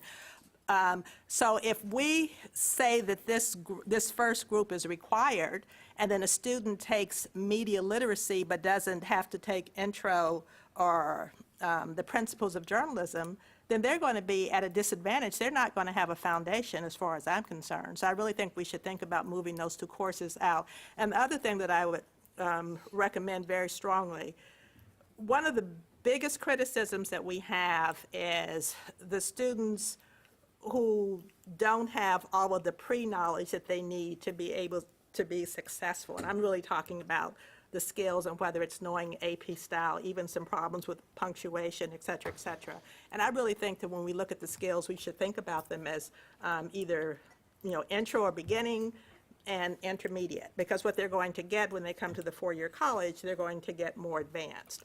But I'm afraid by throwing all of these in this one category, so I'm going to do photography, and maybe I'll do that editing and layout, which I don't think is going to be a good idea because you don't even have any basic, you know, principles of just the writing. Then you're going to be at a disadvantage. And so we really need to rethink how we're handling those skills, because we're not going to prepare the students as far as I'm concerned. I just want to touch on one thing real quick, kind of to echo what Lindita said. I think Intro to Mass Comm, and so I think 1307, it seems like everybody, that is a foundational class that everybody believes is important. I believe also that should stand on its own.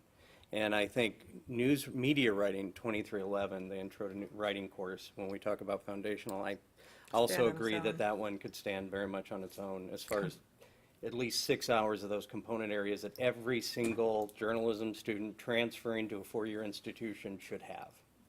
Maybe what we can do, because it seems like we're starting to get to the point where we're making some fairly specific recommendations for moving. So maybe as we look toward moving toward 11:30 and having something we agree on, perhaps we can start to make official motions and seconds, and then opening them up for discussion. So let's go ahead and do that. Robert, do you have one? I'd like the motion for 1307 to stand on its own instead of being part of an overall offering. The motion is made for 1307 to stand on its own. Second? Second. Second. Okay. Discussion.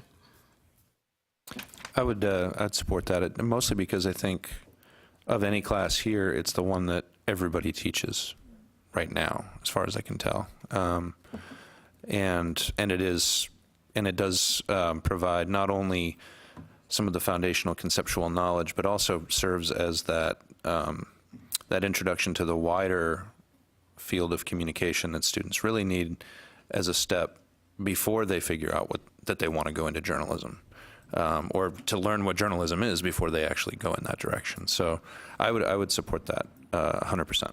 Any other And points? I agree. I mean, teaching 1307 and 2302, those are two completely different courses. And so if you're going to have that as a similar basket, then they're either going to have to be forced, the four-year institution, to take one over the other, and they're not the same course. So I would agree with that as well, to keep it separate. Yes. What else? A question for discussion on that is, if we support the 1307 in its own basket, then presuming we would have another proposal that principles of journalism be included some other way, how does that figure into it? Just for us to think about, right? Is that having also the additional requirement of principles of journalism for people who may be thinking like that? I don't have an answer. Right. Would it make sense, and this is really just kind of building on what Kim was just saying, would it make sense if Intro to Mass Comm is going to stand on its own, then a maybe second level basket of Intro to Electronic Media Principles and Media Literacy? Would that be an appropriate second basket? Scott? If I remember our conversation on principles of journalism, we discovered that actually few institutions taught it. Some teach it at a higher level. Because I came into this meeting thinking to myself that would have to be a requirement in exactly the way we're now talking about 1307, and yet that was the problem with thinking about that class in that way, which led me to think that what we're doing right now, which is including it as an option, might be a good idea. Well, I guess we would, if we were to have 1307 as a standalone and the other three, that would still give the 2 years some options. And I suspect what we would do is continue to teach 2300 and 2302, because it may seem like a fine distinction, yet we separate them. So, Robert? I go back to when looking at the practicality of it, principles of journalism, we have 4 institutions, 4 colleges. And I think that feels a little limiting to me in what and then in media literacy, we have 7. I think that falls a little into what I'm talking about, having to create having to create a course, put in the catalog, go through that entire process, and then having to assure numbers, things like that are going to be satisfactory for that to make. I think we're putting a little bit of a burden, making it one of the must options in there, even as a category of must options. So in that area, that broad introduction, I like Intro to Mass Communication, and I would, even in this discussion, to make the hard cuts, that would be my intro and my foundational course, and eliminate the rest of them. So what would you do with principles of journalism? Well, we were talking about that as far as because Principles of Journalism is offered at so few two-year colleges, so I think traditionally some of that tends to be a four-year institution. And I'm just, like I say, and I go by that just looking at the numbers of two-year colleges who actually teach it. But by cutting it as an option, then four-year institutions cannot require it of their majors because it's a lower division course. If So you could still require it of the majors if it's not If it's not on this list. if it's not on the list at all, it can be required, correct, Ellen, in 4 years? But if it's on the list, just as an option, it can't be required. Is that correct? Yeah, Well, so if it's would- on the list, four-year can't, if it's, yeah, I'm sorry. Well, I guess, well, does it matter if, normally the 4 years, do you teach principles as a upper division or lower division? Lower. It's a Lower. lower division for us. But I Lower. can tell you, intro to mass communication, that would not be an acceptable substitute for Or our 2302. fundamental issues of journalism. Right. So the students would, they'd They'll just have to take yours, right? Well, they When couldn't if it's a, if it's a lower right, no, level. exactly. No, Currently, that's not the way whether it or not is, yeah. we've got it, but as I understand it, Alan, if it is a lower level course, which I think it was for at least 2 of the 4-year schools, then they would not be able to require it because they have to accept the field of study as the lower level courses. Which is why I'm saying intro and principles of journalism, so it's one or the other, and that way the students are going to be safe and we're going to be safe, because it's just not going to be enough to take that intro to mass communication, because it could be, who knows what the professor would emphasize in that. I'm not good at Robert Rules of Order, but an amendment may be in order, or a suggestion of a friendly amendment, right? I think my understanding correctly, and it may be wrong, and I may not be understanding this completely, if we offer intro to mass communication, that just means everybody has to take it. If we put it either or, a student could take principles of journalism and not ever have to take intro to mass communications, or vice versa. If they took intro to mass communications, they would never have to take principles of journalism if we offer them as an option, as opposed to that one foundational class, intro to mass communication.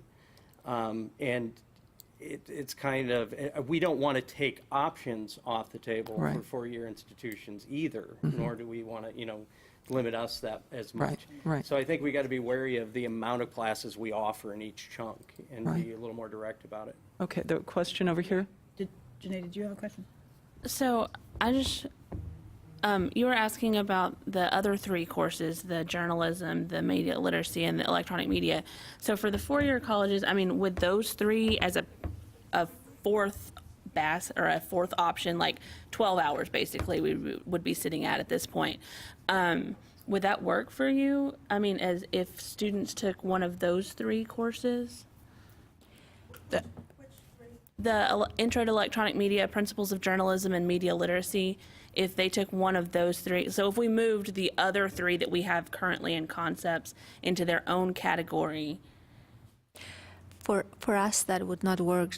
As I said earlier, we teach these courses at a higher level, at a 3,000 or 4,000 level. So again, I am not 100% positive if there is some wiggle room in terms of these 3, like advisors would know this. We have professional advisors as well, but it would probably be problematic for that reason. Along that line, would it be, since these are lower level courses, would there be a way to make those work as electives? I mean, you're certainly, we're not in a position to tell your institution what it's going to do at the 3,000 and 4,000 level courses. Would there be a way to work it in, kind of like a compromise? If some 4-year institutions are offering it at the lower level and some are offering at the higher level, there's nothing hamstringing. In my way of thinking, I may be thinking about this too simplistically, but if you offer media literacy or whatever else the course is at the higher level, the students wouldn't be hampered by having had media literacy at a lower level, and it also wouldn't tie the hands of other institutions who offer it at the lower level.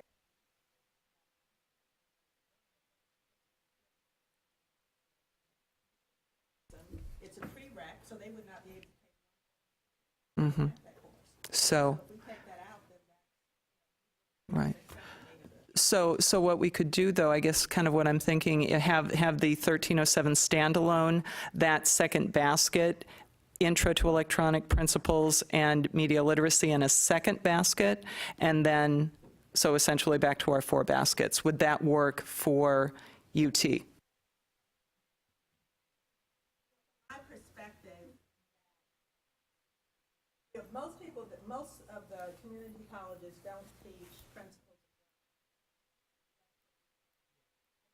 Fine, and that's why you would combine it with the intro to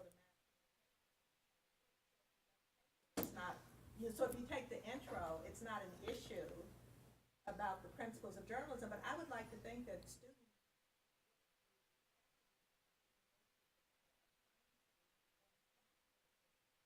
okay, well, I need to have this. I need to take this as opposed to that. One would hope.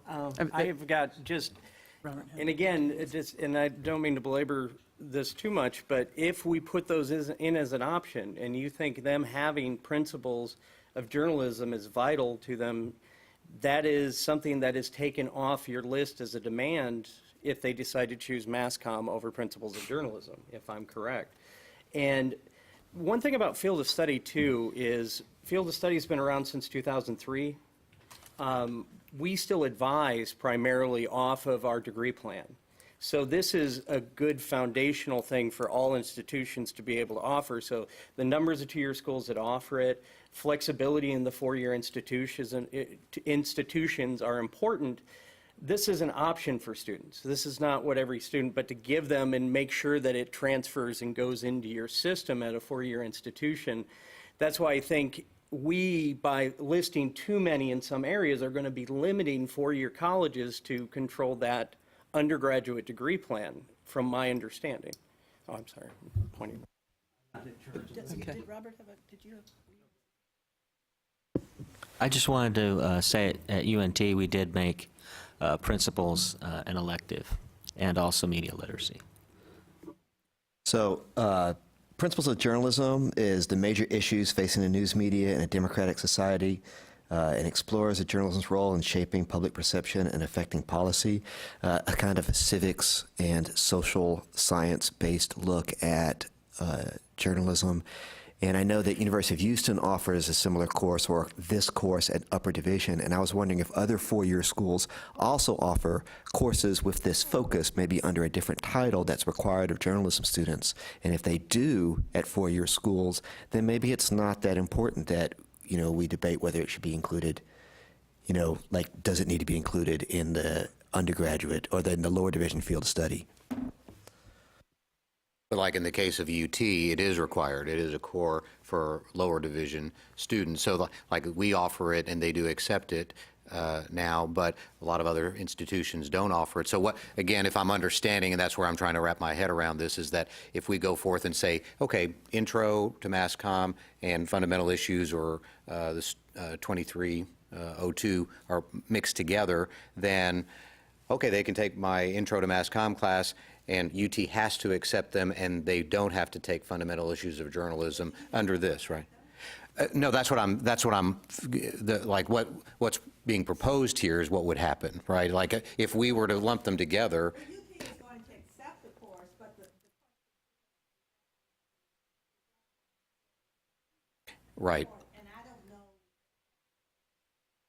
Yeah. No, what I'm saying here, though, if this is just a question more than a statement here, is that if we do include this together, and like in our example, they decide, okay, I'm going to take 1307, and it's part of the field of study, and it's an option, then if they're transferring to UT under this proposal, UT would have to accept 1307 as core, so they would not have to take then 2302. Is that correct? Like if you're giving them those two options, then they would have to be accepted by UT and get credit for their 2302 because they took 1307. Okay, so that's, yeah, we do need to move this along. Scott, one quick question. My question to Paula is, like, does this describe the course that you require? examines major issues facing news media and democratic society and explores the journalism's role in shaping public perception. That describes the course as you understand it too? Yeah, principles. Paula, do you have your microphone? I'm sorry.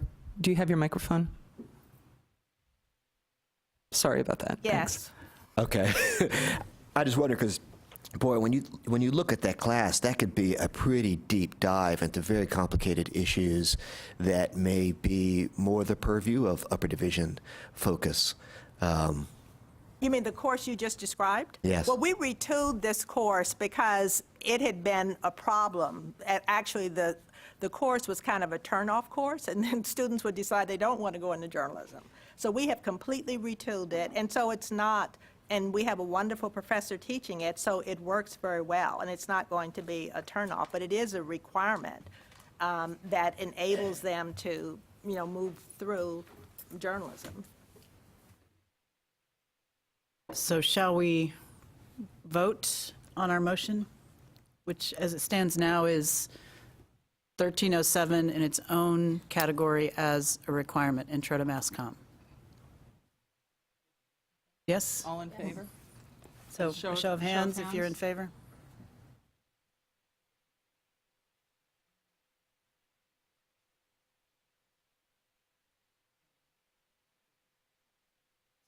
Okay, 13, and those opposed? Are you keeping your, 1 or 2? Okay, so 13-2.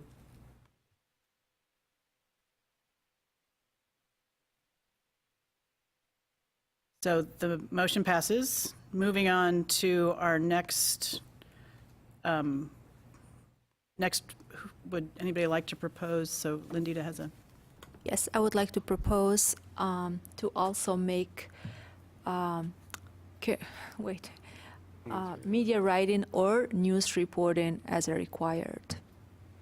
so that it be an option that media writing and news reporting be in the same Group, category? And yes. one or the other? And the an option? reason behind this is that it looks in terms of also numbering very similar, description very similar. It depends how it's named in different institutions, and I think it would transfer well either of those across. So I propose we put those in one basket as required, one or the other of those two. And then, does that mean then removing writing for radio, TV, film? Yes. Okay. I would second that. I'm wondering if you would, Rob. Robert, second. I'm wondering if you would accept an amendment to maybe require both of them? So, or is that too much? No, it's too much. It would put up the number of required beyond 12, and I would like to keep it at 12. credits. I would say that just in our case, that would be problematic because, again, we teach a course that would probably, if there was a Venn diagram between those two courses, would take up big chunks of both of them, which we call news writing. Whereas we teach reporting as an upper division class. So I think either or would give four-year institutions more flexibility in terms of how that would count in their degree plan. Any further discussion on this item, James? Yeah, I just wanted to point out, according to the course descriptions, the 2311, it looks like it's a prerequisite for 2315. So I don't know how that works specifically or how strictly that's sort of adhered to, or if, you know, it needs to be a thing where one needs to be taken, or 2311 needs to be taken prior to 23. And that is correct. That's certainly the way we use it, and that's how it's hard-coded into the system, so. Yeah, it might be with this particular motion, we might have to just stick with 2311 because, like I say, to take 2315 for us, you have to take 2311. So having it as an option might not work for the two-year schools. Yeah, it is a hard and fast, hard-coded prereq. Can I ask a quick question? In practice, 2311, does it train writing in other forms besides news? We don't. We don't teach it that way either. Yeah, we All do. news writing? Writing, yes. We do to some extent in some sections, depending on focus for the student.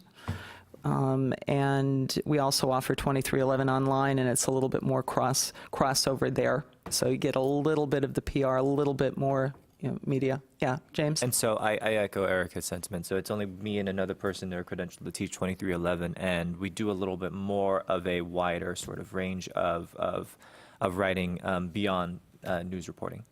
And just to add to that, I mean, it is a news reporting course is the way we look at it. Yes, there'll be one area where we'll say, okay, let's look at press releases, but you're going to write it, like an Associated Press story. I mean, all of it is based on journalism writing, right? It's not about like, hey, let's do a script for a film or something like that. I mean, it's nothing along those lines, right? It's all focused on reporting, how to do interviewing, that kind of thing, but all based on Associated Press writing. So I'm sorry, did you have an item to add? I just wanted to piggyback off of James. Yes, I teach 2311, and I've tried to do a swing 2311 more towards multi-platform, going across platforms, simply because that's how the industry is, and also I'm one of two people credentialed to teach the courses. So it's kind of like a combination of how the industry is and the resources available. So we have a motion and a second, and we're good with discussion. Shall we vote? And the vote will be to combine media writing and news reporting into one category.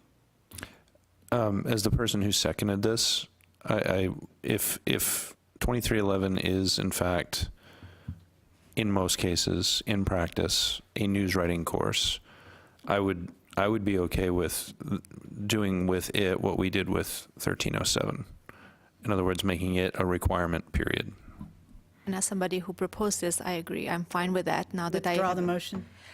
I amend my motion to just include media writing. Media writing. After having additional information on. And Robert, you And I would agree with that? You support second that? and second Very that Okay. amendment. So our amended motion is to have media writing as its own separate category, as a required course. Show of hands for who is for? 1, 2, 3, 4.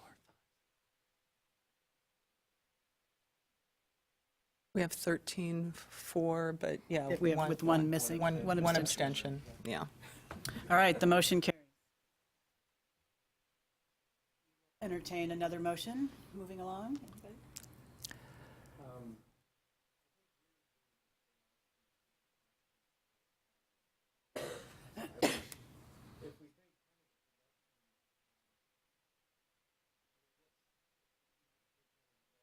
I go by visual, so 13, 16, 13, 18.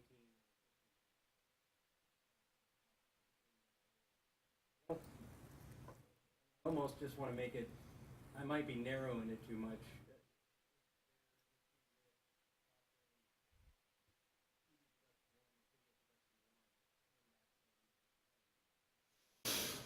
From our perspective, not terribly. I'm wondering, so right now what we've got is introduction to mass comm, media writing, both of those required. Could we entertain, and I know I know several have expressed a desire to keep this to 12, but could we possibly consider adjusting it to 15 if we were to say pick 2 out of that list of, news photography, video production, and all of those together, that list, to give students an opportunity to pick 2 out of that? I guess I'll make that in the form of a motion just to foster some discussion. So You're making a motion that 2 of what we have listed as 3. That correct. Out of the basket 3, allows students to choose 2, so 6 hours out of that basket. Do we have a second? I'll second. Sorry, do we have a second? I have Robert. a question. Robert Can I has ask a a second. question first? Well, No? we have a second, then we okay. can have discussion. Yes, so we have a second, so now we can have discussion. So yes, Jennifer, go ahead with your question. Would it be appropriate to move news reporting to the production then? To that basket, if we were going to allow students to choose from 2 of those courses? Would that be limiting to, again, the second level? writing, or is that just traditionally? I guess we generally consider that kind of like semester 2 or 3, so it's a second year kind of course. That's maybe the intermediate that Paula was discussing for us. So media writing is 1, and then news reporting is 2, more the intermediate approach. So I wouldn't have a problem with that, adding that, as from a motion perspective. From the perspective of a 4-year, what I would say is that if we put news reporting, that's an upper division course for us. We do often accept it from the 2000 level. The problem would be if students have a choice of taking just 2 of those courses, and we list all of those in the FOS, that means that a student could take video production and news photography, not take editing, not take news reporting, which are part of our major requirements, and we couldn't require them to do so. You could require them to do it at the upper division, correct? If it's an upper division, we can require them to do it. We just won't accept. Okay. So yeah, if you Thank can, you for that. if you can still accept it at the 3,000 or 4,000 level, you can still take it. I think that's the point you're making. Okay. Yeah, Janae. Thanks. Sorry. Just a possible problem with news photography and photography both on there, and they are choosing 2, that means that a student could take 6 hours of just photography and nothing else. So we may want to pick maybe just news photography or just photography. Yeah, and also, I don't think that we should have photography in there because I think, as we discussed yesterday, it's an arts class. At least it is at UNT. And so if we wanted somebody to take a journalism class, it would be news photography. So you would propose a friendly amendment that we withdraw photography from that list? 13, 18? Yeah. Lindita? I would also like to propose we take away practicum in electronic media as well, for the reasons that Paula was saying yesterday. For us, internships are only accepted at when you are higher up, and I don't think that would work to any credit in terms of transfer. Yeah, that wouldn't work for us either. Yeah, So it wouldn't work for us either. So the question is, for the 2 who made the proposals, are we willing to accept those amendments, or do we need to have a vote on this as it stood and re-propose? So just so I'm understanding what's being proposed, the recommendation is to remove 1318 and 2324 from this block, and I'm fine with that, right? Photography and practicum? Yeah, 1318 and the practicum. I mean, And- honestly, our students we still use the practicum a lot, and they can continue to do that. Okay. But yeah, that transfers. Okay, Yeah. so remove the practicum and remove photography. Yeah, I hate to keep chopping stuff out, but I do have a question about audio production, because if I read this right, is there only one school that offers that, or and we don't have anything like that in our journalism program? According to this, it's 11 colleges. Oh, okay, I read that wrong. Is that a radio class, or what is it? Essentially, ours is taught out of the radio television program, yeah. Yeah, and it also kind of gets into some of, working with editing audio and podcasting and radio and those sorts of things. And we do offer it as well, but we took it off of the options for journalism students because we offer multimedia journalism, and they learn some of those skills in that class. We have a specific class for journalists to learn audio and video production in that, and that's why we took it off of our options for our journalism majors. Yeah, and we offer the popularity of podcasts. Exactly. Become really big. Yep. So, We also offer it, but as an upper division course, so. is there a concern with it being offered at the lower division? Would you accept it? It would depend on what other configuration of courses the students have, so that we'd have to consider whether or not we accept that As a part of the major? as opposed to, because we're going to have to require them to take news reporting. So it really depends what their selection would be in that group. Okay. Okay. Yes, Jennifer? We don't offer audio production, and also I'd feel more comfortable if the students had a audio-visual news gathering course rather than strictly audio production or strictly video production? Because the RTF FOS allows for audio production, video production. But There is no audio-video production course, though, correct? Well, radio, TV, news is That would be- is in effect for us, the way we teach it, kind of a news-focused video and audio production course. And perhaps that should be retitled, but that's probably for another Well, discussion. I think that's beyond our purview, but yeah, no argument there. Robert? When it comes to audio production, right now is not an option for my journalism majors, but radio, TV announcing, a couple of those kind of more production. So radio, TV news, I think, can satisfy the lump of that, especially I wouldn't be opposed to taking audio out of that particular one, but it's up to the group. Would there be any objection to taking both audio and video production out in favor of radio, television, news serving as the catch-all? I would support that. I'd be a little reluctant to do that, just because we have some students who want to focus a little bit more on the video production side, so that's a little bit more important to our program. Obviously, that I'm just one woman, so that just a comment there. I'd prefer that it stay, but it's the group. And I would say for us, we don't currently have the option of radio, television, news, so I would have to work with our TV person to kind of create that. So on a very selfish level, it gives my students kind of the option in that. But that's the way I approach it. This is just a question just from our perspective here. So we offer news photography and editing and layout. As far as that grouping there, we do have video production and audio production through RTF. So all of that would be fine. But as a result, I mean, it's not going to change anything that we would have to offer, right? And it's really more on the receiving end, right, on the four-year institution. So, whether or not you have equivalents of that, I guess, right? And I guess every four-year institution might vary on that. But just from an offering standpoint, we, if you're saying we'll pick two options, right, we offer two of them, so they could just pick both, right? Or I don't know how that would work for the receiving institution. They could take it through RTF as well. But so as it stands, I'm fine. I'm more concerned about for the receiving institution if video production, if not everybody has video production one and audio production, if that creates a problem, if it's an option for the students on the lower level, right, to pick from.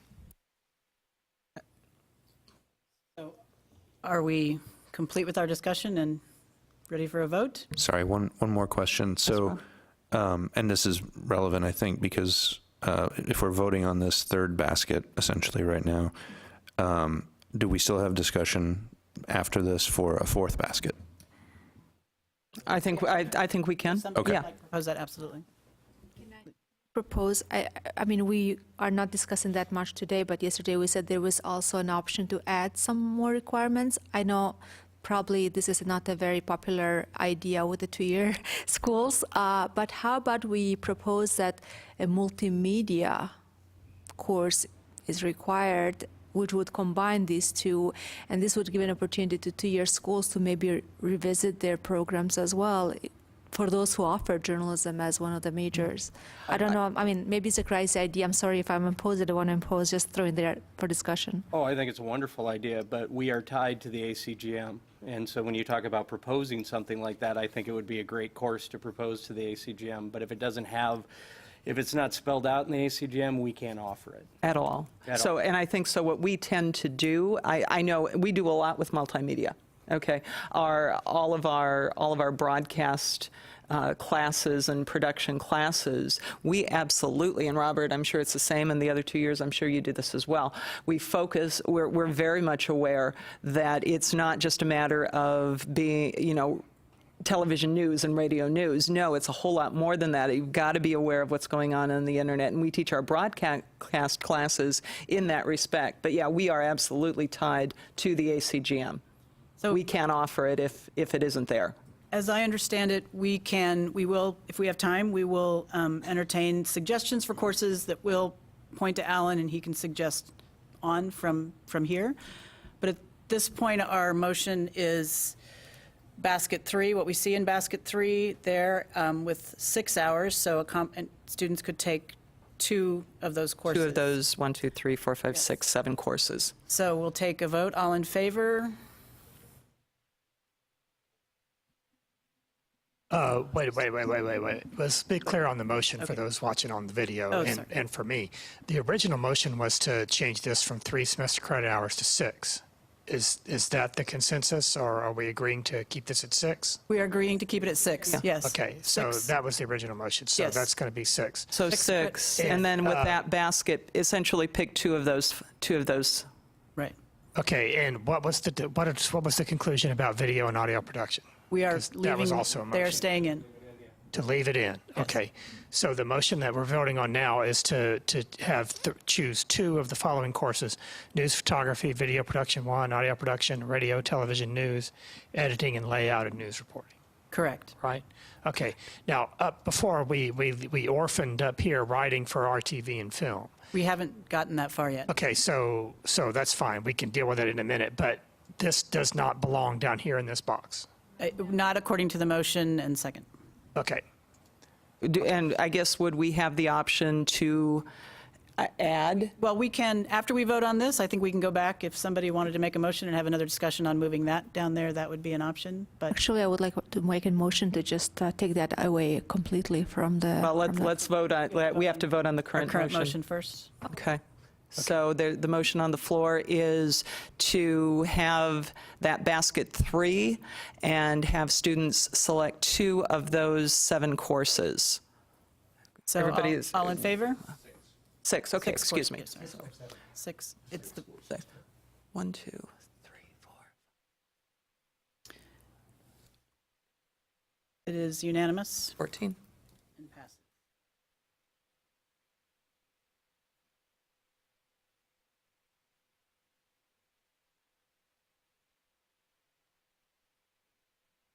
So now we are left with some orphans on our list.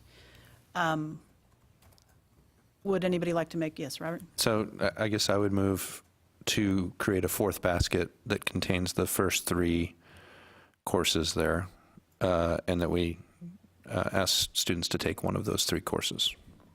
So Intro to Electronic Media, Principles, and Media Literacy. I'll second. Is there discussion on this? Yes. James? Yeah, I just had a question. So the 1335, I briefly mentioned before that when I was looking at the course descriptions, it seemed a little bit like it was thematically related to 1307, but more specifically tied to electronic media. So does anybody teach that course? We teach 1335, and yeah, that's kind of how we structure it. Currently, everybody in our broadcast track takes, 1307 is in the core, and then there are 4 courses that everybody takes on the broadcast side: 2300, 1335, 2311, and 2315. So yeah, it does tend to be a new media approach, radio, TV, and new media, deeper dive into, but it is the next logical, for us, next logical step. And I don't know, does anyone else here teach it? Okay. We teach, Oh. I mean, are you just asking 2-year, or? I guess I was wondering at the 2-year level. Robert, do you guys teach it? No, and out of, like I say, as it stands right now, out of those top 3 courses, none of those exist in our catalog. Now, media literacy 2300 will. So As it of will this have coming that fall? As the first time in fall, yeah. And I could most definitely put either one of the other 2 in there. So I'm not real opposed to that either way. Okay. And anyone from the 4-year school I was have just a gonna say, strong objection or No. strong support? Or Rob? Another question, though, you want? Okay. Enough. All right. Fair enough. I mean, I would say that we don't have any of those courses on the lower level, and we have some upper level equivalents. So the question for us would be whether or not we accept them as an upper level, which would serve as an elective. So it would take up one of their electives, which means they couldn't have a concentration.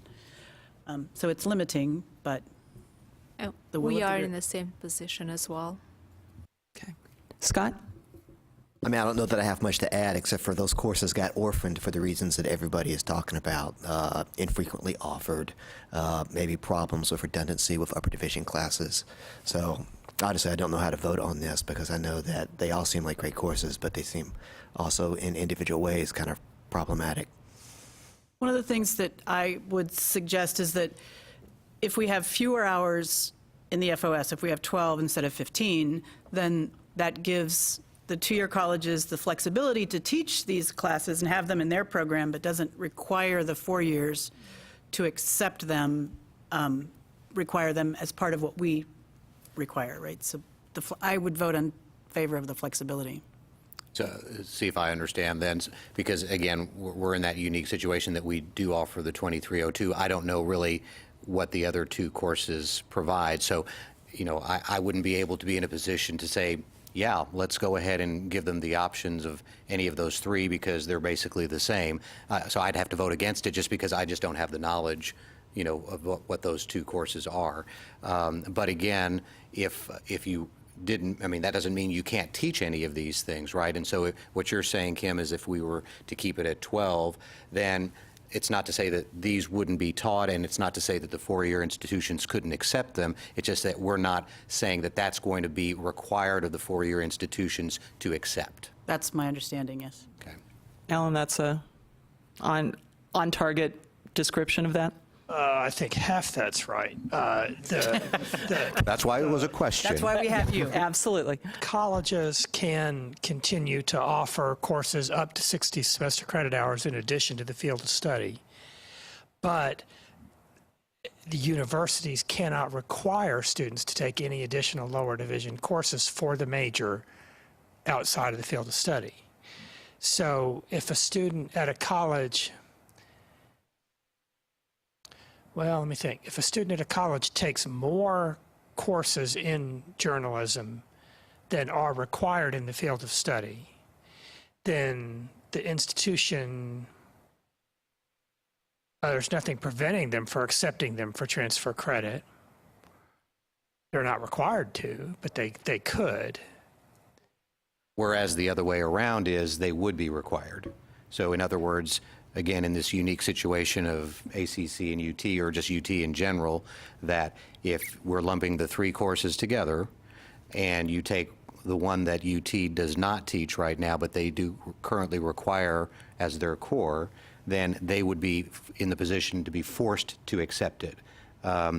If we're including it. If we're not including it, then they can still require their students to take that course. Could they require to take that at the lower division? I don't think they'll be able to. I think that's, But that's isn't not that the correct. issue? They would not be able to require 2302? That's right. And, sorry. Go ahead. You know, we require our students to have at least 2 writing intensive courses at the lower level. And so this would eliminate that possibility for us. And our students, I don't know about y'all students, our students need the extra writing practice. And that would mean that we would have to change all of our lower division writing courses to upper division writing courses, correct? Well, unless one was media writing. Right, well, we do have media writing as a required course, but then. And then news but- reporting? That's still on the list. That's still there that students can choose. We'll have to work on adding that and making it writing intensive. Oh, it's not current, news reporting is not writing intensive for you guys? It's not on our books. It's not on our books. Because we teach it as very news writing, or very writing intensive. I would say, you know, as I look at this, the one thing about that top three is when thinking about, again, two-year institutions and limited staffing, limited resources, this might be a little restrictive for some smaller programs to be able to offer that particular class. You mean by adding that fourth By basket? adding those three. Adding the fourth basket. Yeah, adding the fourth basket might, you know, hamstring some smaller institutions being able to offer that variety, because a lot of people would look at, especially administrations, if you think 2311, well, why, or excuse me, 2300 versus 1307, well, why would you need that? And there's that kind of convincing on that aspect of it too, this political aspect of it. But I think we might be kind of painting some people into a bit of a corner. So could I just want to make sure I understand this. So I think Paula and I at least are in the same boat here because we both require our journalism students to take 2302 in some form or fashion right now. And if I'm hearing all this correctly, if the motion, if what we've put together so far, the three baskets becomes the FOS and principles of journalism is not in there, that we would either have to remove principles of journalism from our degree requirements for journalism students, find something in the FOS that would count for it, or make it an upper division class. Is that accurate? Is it, so they wouldn't be able to keep their lower division and still require it because it's outside the FOS if we don't list these three? That's right. They couldn't require it. They could still keep it as an elective option or as a designated elective option, but they couldn't require it if a student didn't take it as one of their options or it's cut out of the field of study. So that's why I introduced the basket personally from my perspective, because I don't know that there's anything in the other three baskets that would count as equivalent to what we currently call principles of journalism. I could make that work if a student took Intro to Electronic Media or Media Literacy and say, okay, close enough, and make those equivalent. Because that's the other thing too, is even if we have the fourth basket and a student takes Intro to Electronic Media, we can't also make them take principles of journalism in that case either, right? So the only way from I think UT and Tech are the two that are in this boat. The only way that we would be able to keep things the way they are for us right now would be to make principles of journalism, period, required. Otherwise, we're going to have to make some kind of modification. I was going to make the observation, and maybe it's that it seems to me like 1335 is actually probably different enough in terms of content that maybe it ought to be something, and there's only one of us here on the 2-year level that teaches that. May I suggest that we consider scrapping that from it just for the sake of clarity and hope, and maybe sort of streamlining the question? Okay, Rob, since this was your motion, would you be okay with that? I would be. Okay, and I'm fine with it from a second perspective as well, so. Sorry, I have one real quick question.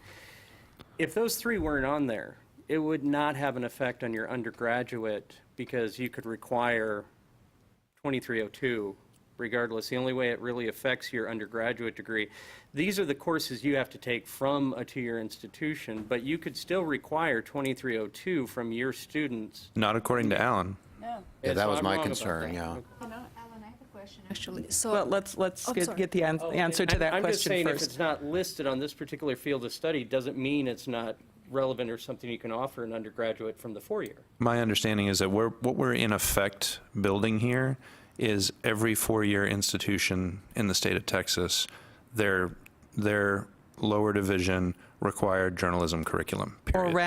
Or rather at least, yeah, the transfer in, but they, It doesn't affect your individual. but they couldn't require it, of transfer students to have. So if a student of ours is going to come in, they couldn't require it at the lower level.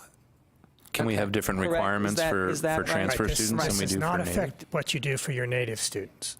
So they can be different. They can be different. Yeah, but what you're doing, you're setting up the students to be rejected by UT and to be rejected by Tech, you know, by not having them take principles of journalism. Not only that, you're also setting the students up to say, oh, well, you know, I didn't really learn anything about journalism, so that's not the direction that I'm going to go. And I think that the first 2 years are really critical to their, you know, interest in journalism.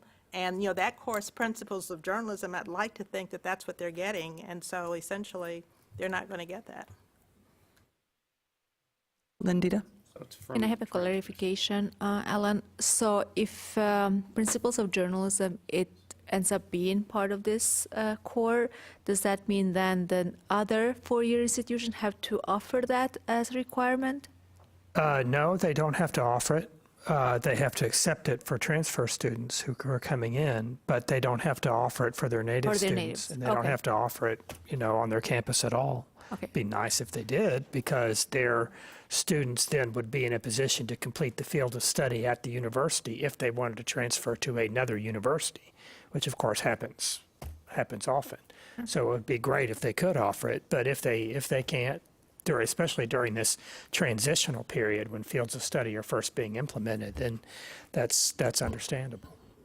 But they could accept it as an elective if they so choose. They could, yeah. So first of all, is there any other discussion, any other points for clarification? So the motion on the floor, Point of clarification, so for Paula and Robert, if we leave it as it is now with media literacy or principles as an option, students would have the option to take media literacy. That would still not satisfy your needs. No, but just, Right. So if we approve this, this doesn't solve the problem we're discussing. Well, I mean, if we approve this without principles of journalism, Yeah,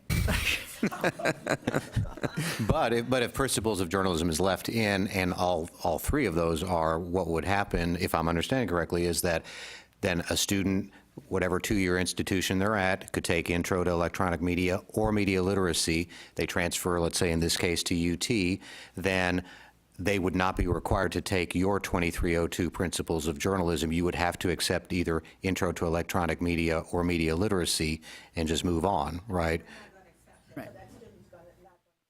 No, but that's what we're proposing. That's the proposal. But I'm saying, we have to understand that we're setting this up, and maybe you don't want your students to go, but we're setting this up where if we have to take this and we can't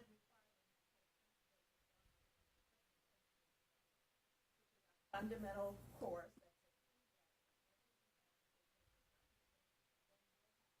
Sorry, we can't accept it. I don't really think that's what we should be. So as I understand, oh, sorry, James. Yeah, may I ask a point of clarification? What do you mean by not accepting? Because I understand that the field of study, you would have to accept it, correct? No, but we don't have to accept the student. That was the Oh, so you were talking about admission decision, not, Yeah, so okay. that was the question that I was asking for clarification yesterday. So we're not, I feel like someplace in my history of one time, of ACC student applied to UT as a transfer. I could be wrong. So that was really why I was asking the question, to know what. So we have a choice, just because a student applies to UT, a transfer student, that we can, we don't have anything to do with decision-making because there's admissions on. But we can accept or reject. And so in the process of accepting, we're going to look at what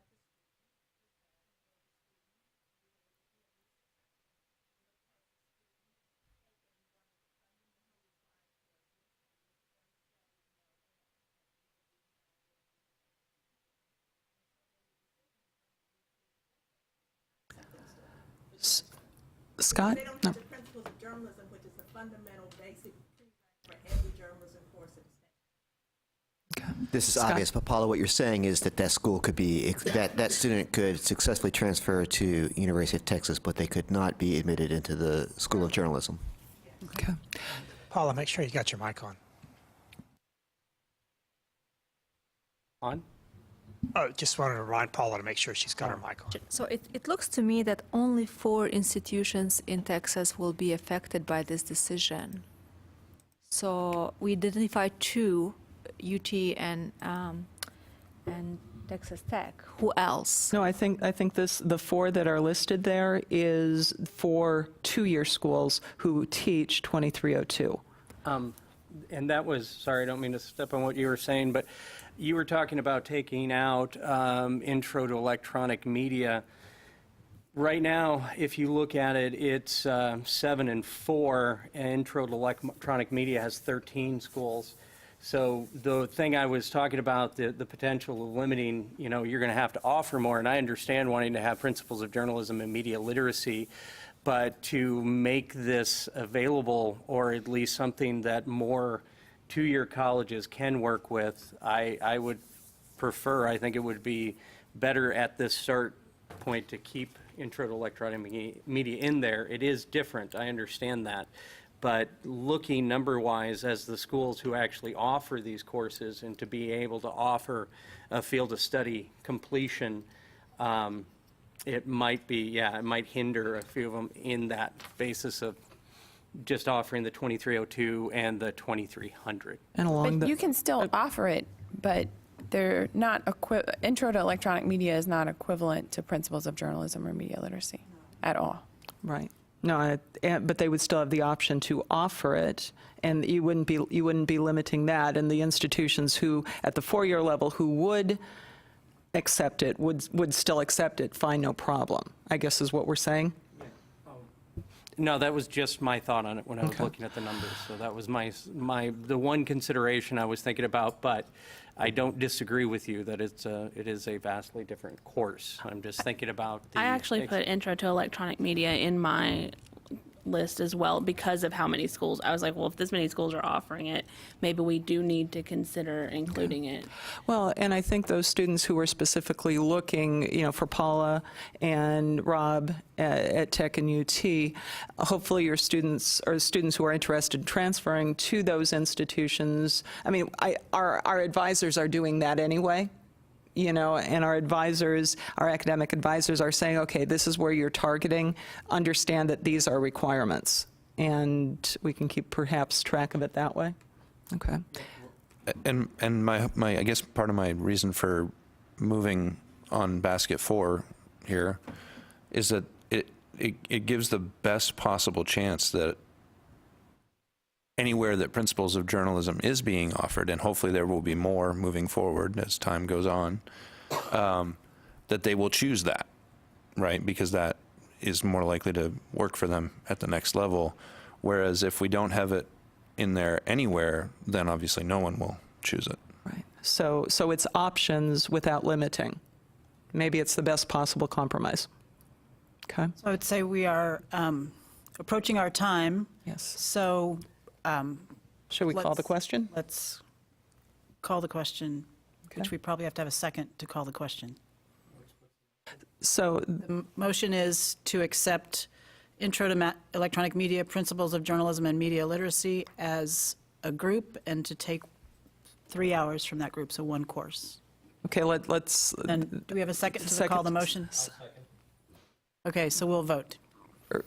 Or Scott, do you have a question before? Well, so we decided to keep Intro to Electronic Media on there? Like, did we decided to keep, there was a motion to remove Introduction to there was. Electronic Media to that group? Did we decide to keep it with the Apologize, group? you did accept that as an amendment, so, Do we have to accept an amendment to put it back in? well, you would, Yeah, I still feel like it making that an option. well, at this point, the motion is for media literacy and principles of journalism. We called the question, so we need to vote. We can vote on this, and then if somebody wants to make another motion, we can go back into this. So let us vote on what this is, media literacy, principles of journalism, taking one of those 2 courses. Let's have a vote on, wait, sorry. Just media literacy and principles of journalism Okay. to take To have that be basket 4. basket 4 with one of those 2 courses, so 3 hours in that section.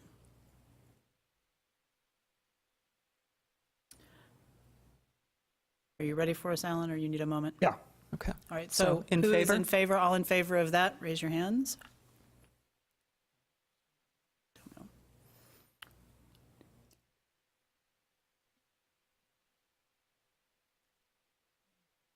9? Oh, 10, 11. So 11, and the motion carries. At this point, can I is it appropriate for me to make a motion to add 1335 back into that? If you get a second, it is appropriate. Okay. Okay. Okay, so there is a second. So any discussion, additional discussion? We've kind of covered it. All right. So hearing none, let's go ahead and vote. The motion was, and second was to add Intro to Electronic Media back into Basket 4. All in favor?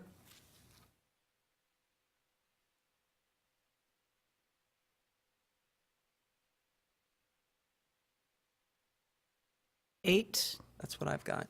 so the motion carries.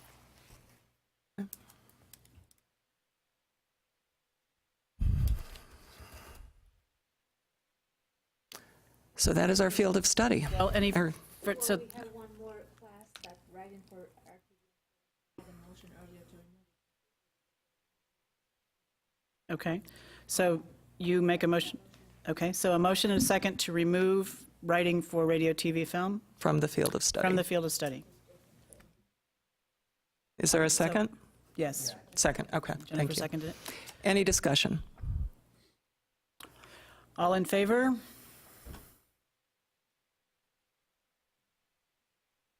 Is unanimous. It's unanimous. It passes. Okay. Okay. The first thing we've been second, I think. So our field of study is 15, wait a minute. Yep, No, it's 15. 15 hours. correct? 15 hours, 3 from concepts, basket 1, 2 classes from basket 2, 2 classes from basket 3, 2 classes, or 1 class from basket 4. Depending on how we call our baskets. That's not, yeah. Yeah, so required, choice of 2, pick 1. One of 3. So we don't need any further motions on this, correct, Alan? Because this has been our decision, so do we need to accept it as a whole? I would think, is this on? This is the last chance, if there are any other classes in the homework assignment that you did last night where you looked at your ideal field of study. Were there any other classes outside of comm, for example? Any speech classes, English classes, anything like that needed to be in there? Or this is the last chance to say, if it's a little late in the game to be creating a new class, but any other courses that anyone wants to consider? Is this where we bring up like hardline prerequisites? Okay. We have a hardline prerequisite of intro to speech communication for any of our media writing courses, intro to mass comm, all of those are hardline prerequisites. For any of the visual production, everything has to have 1003, or what we call 1003, 1315, I think is what it is, intro to speech comm. So are you proposing that be a prerequisite for all of these courses? Would require all of the community colleges to make that a prerequisite? No, but are we allowed to offer that or have that hardline prerequisite? Alan?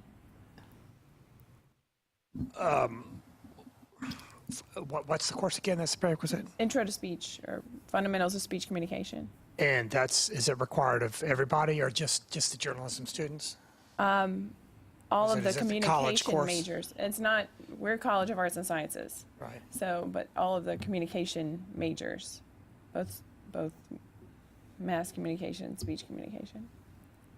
But, I don't know. That's a good question, because you're not a school. Right. But it is required across several majors. Yes. Put that in writing and email that to me, and I'll discuss that with some folks here at the coordinating board. I'll bring that up. My suspicion would be no, you wouldn't be able to require it if it's not in the field of study and if it's not a course required of everybody in the college. But since you've just divided up the college differently, I'll check, but probably not. Okay. Is Are it you possible? proposing that we create our own College of Communication at Prairie View A&M University? That would be one way to get around a field of study you Okay, don't great. like. Yeah, create your own college. I'll be sure to. Or just take the whole university private. You can do that. That's another way to get around the field of study. No, I don't want to make it private. I'm just curious, Jennifer, do you all, is that requirement of other courses outside of these courses here at Prairie View? Because maybe at that point, they would have to still take it once they got to you, because if they wanted to advance and take other courses, they would have to take that course. I'm not aware if it's required of like business majors or other disciplines. Just real quick, I think that you can still have it as a prereq for the native students, right? Again, we're just talking about the transfer students. So we have a similar issue with our news writing class.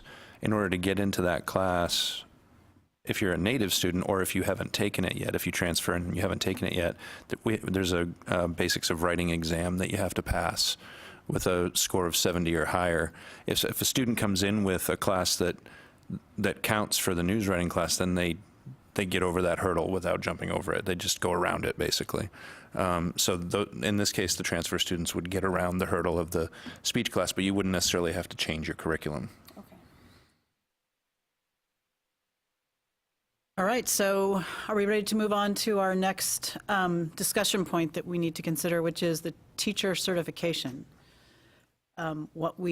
If we want to, I guess, so Alan, some clarification, we can decide whether we want to include it in this, or we should include it? Yes. Journalism teacher certification. What happens here is K-12. institutions that have programs for teachers who want to go into grades 7 through 12 teaching certification programs. There are several different ways. Let's see here.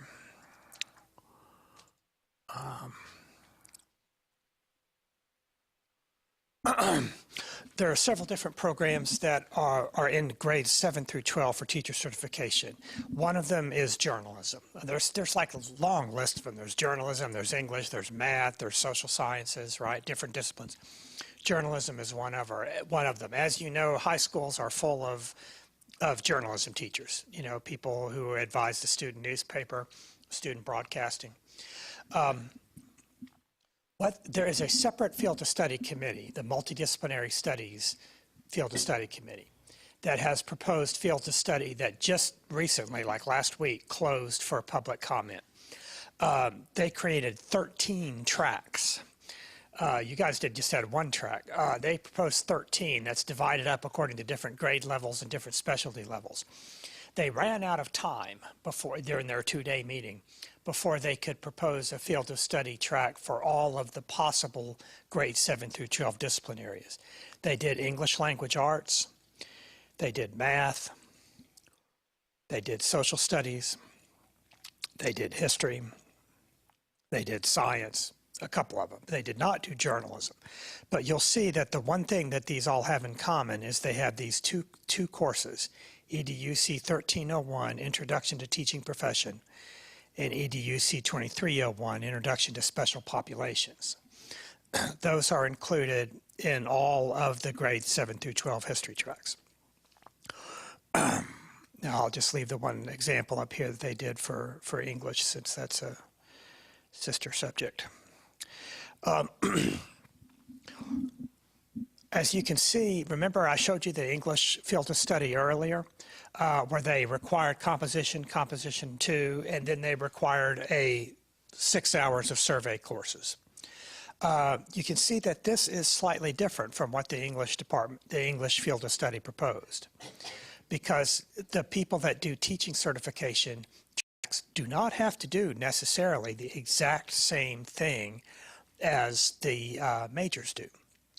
So if you like, you can create a field of study track for those going into teacher certification in journalism, or you can leave that up to the Multidisciplinary Studies Committee to choose one for you. Now, there are pros and cons to that. One, you guys are the subject experts in what you think journalists need to know. But on the other hand, we'll have to do a show of hands, I guess, to see if you think we have the expertise in the room for those of us who have experience with the teaching track in your individual programs, if your programs even have teaching tracks. So my thought would be, what if you do decide to have a teaching track for journalism, that you include the 2 EDUC courses in it, just to make it consistent with what all the other grades 7 through 12 are doing. As you can see, the credit hours here are pretty high. This is a 24-hour track. This is a 21-hour track. Social studies is 30 hours. History is 30 hours. So you've got room, I think, in your field of study for an extra 6 hours of EDUC courses. I don't think it would break the back of your field of study if you had it. Students could still do that. What is it now, 15, did we decide? Yes, 15. 15. So 21. If it's 21 semester credit hours, that's still doable within the whole 60-hour first 2 years, especially if it double dips with the core. So that would be what I would propose to you for some discussion. Are there changes that you would want to make in the field of study that you just approved to make it relevant for teachers? Or would you rather avoid the question and let the Multidisciplinary Studies Committee address that when their time comes? Comments? Anybody? I would like to discuss it. I'm not sure exactly what you mean by, adding on to the field of study that we, just voted on. So the teachers would need to have expertise in the areas that we said that students should be studying. I guess I'm not clear. Well, how many, do any of you here have programs with education tracks? We offer a teacher certification. In our program, yeah. Anybody else? I'm not aware of any such program. I mean, there's nothing in our catalog within our departmental section anyway about it, and it's never come up, so I'm not aware of any teacher certification at Well, I Tech. know- TAMU Commerce has one. Here's what theirs looks like. They offer Intro to Mass Comm, Basic Reporting, Advertising Principles, Publication Design and Production. And it looks like that's it. And Alan, am I hearing you correctly that somebody could wait, get... just let me finish there. Now, compare that to what they're doing to TAMU Commerce. Is also their news editorial. Is it exactly the same? Looks like it is.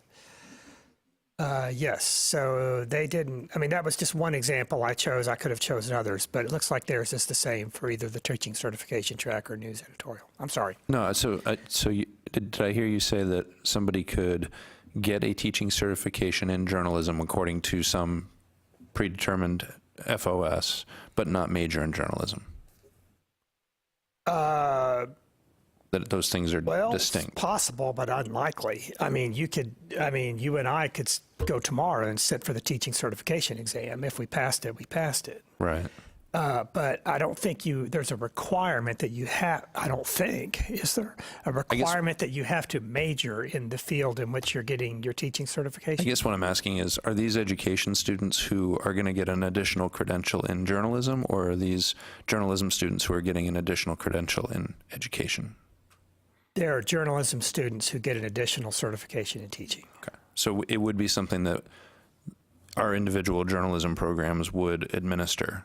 That's typically, If we be in your education had a school. teaching certificate, right? Right, If our which we do not. Okay. Yeah, so, Right. so from. So typically what happens is majors take some extra courses in the education school and they do a practicum or they do some experience in the classroom. All that happens at the upper division. But that's the way it usually happens, that there's an additional teaching certification selection of courses in the standard major.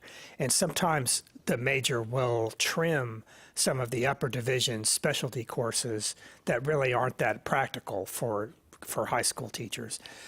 They'll trim those to make room for the courses that those students will take in the education school or take maybe in your own department that are geared towards education majors. So we've talked about, and I didn't know it would fall into the category of certification, but we have a master's professional track. And a lot of journalists who've decided now want to go do something different, and some of them deciding to go and to teach, but they do require certification and may not necessarily need the master's degree, which we're really, planning for people who want to go into the field of journalism. So would that fall into this category? Is that something different? I So think these it would would be people coming to I don't graduate think it's school something we as need to worry opposed to about, because undergrad. especially, the field of study doesn't touch any of your upper division requirements. It certainly doesn't go into any of the master's so it would be requirements. relevant. Those with a master's in teaching, that's a different kettle of fish, yeah. So this would be just people who get the bachelor's degree and then go straight into teaching certification. Well, if that's the case, I feel pretty comfortable if, and it sounded like a lot what people did with those other degrees was to simply add the two EDUC classes. I mean, this isn't everything that any of us is going to offer in our curriculum. I certainly wouldn't be opposed to adding public relations and advertising, but that's a whole, as you say, another kettle of fish. I think to add to this solid field of study, the two EDUC classes, I kind of think it would set them up quite nicely. So can Other I comments? ask James, what does yours look like? And would that, because you're the only one here with experience in this? Well, we have 3 lower-level classes required, Mass Comm, Principles of News, and Intro to Media Writing for the journalism major to get the certificate, and a total of 36 journalism hours and 21 hours in education. So I guess for a lower-level field of study, it wouldn't help you for us to just add a couple of education courses onto this and say this is required? That would be problematic because of what you... yeah. I guess the downside would be if we leave this up to the broader multidisciplinary committee, they could well come in without our expertise in the discipline and say, well, pick this, this, and this, and that's what required. Correct, Sure, Alan? although some of those people on the committee, I couldn't guarantee that they're going to come from journalism teaching experience, but those committee members are picked for their expertise in 7 through 12 education. Now, the question is, some of these courses might be more relevant to high school teachers than others. For example, editing and layout. If you're going to be the advisor for the student newspaper, perhaps if you choose to take video production instead of taking, or let's say you took video production and audio production for the teaching track, then the odds are that's probably not going to help you much at a high school, right? Although we've got more and more, at least in the Dallas area, there are a lot of...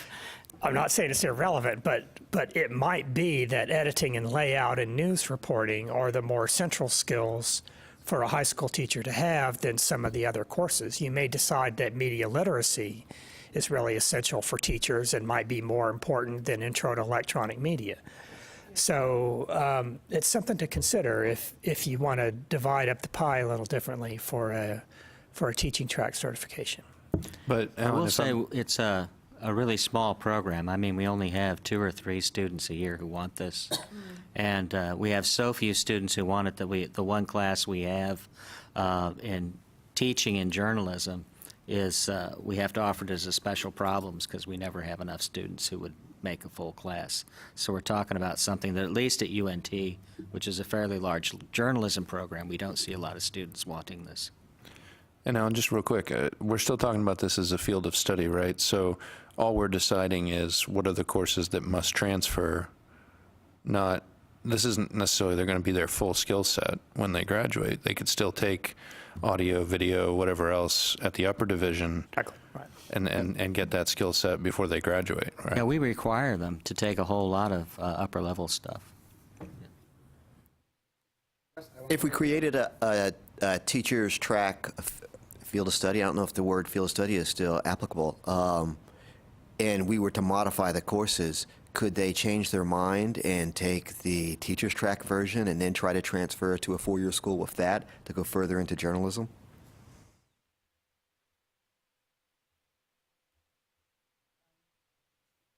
Do you think that would be? I'm sorry, fly that by me again. Well, I was wondering if we were to adjust the courses here to better serve somebody who's going into a high school to, be the journalism advisor in high school or whatever. If they were to change their mind, could they take this adjusted field of study with the courses that they've chosen, with the changed courses, and transfer in? Are we creating an alternative field of study for a possible transfer student? I guess that's the brief answer. Well, yeah, I mean, if they've completed the teaching track field of study and then they decide not to do teaching, they couldn't use that field of study to be the equivalent of the journalism field of study. Yeah, they'd have to take the courses that are in the field, the journalism field of study, that weren't in the teaching one. For the record, just I want to make a comment. If you don't mind. For the record, just I want to make a comment. The outcome of this agreement is to discourage students at the college level to take advertising and public relations courses, because otherwise it will be useless to him or her to take an advertising or public relations course, because it will not be accepted or transferred to Well, keep in mind, the plans are to have a separate field of study committee for advertising and PR, so there will be a field of study for those students who are interested in advertising. I'm aware of that. I'm aware, but for the journalism students. But many schools in journalism at other states, they have different story. So does anybody want to propose that we tackle the field of study for the journalism education, or shall we leave that to the multidisciplinary group? Can we suggest that the field of study that we did for the journalism major reflects some of the requirements for teachers as well? Could we potentially offer it, Alan, could we potentially offer them this field of study for their consideration?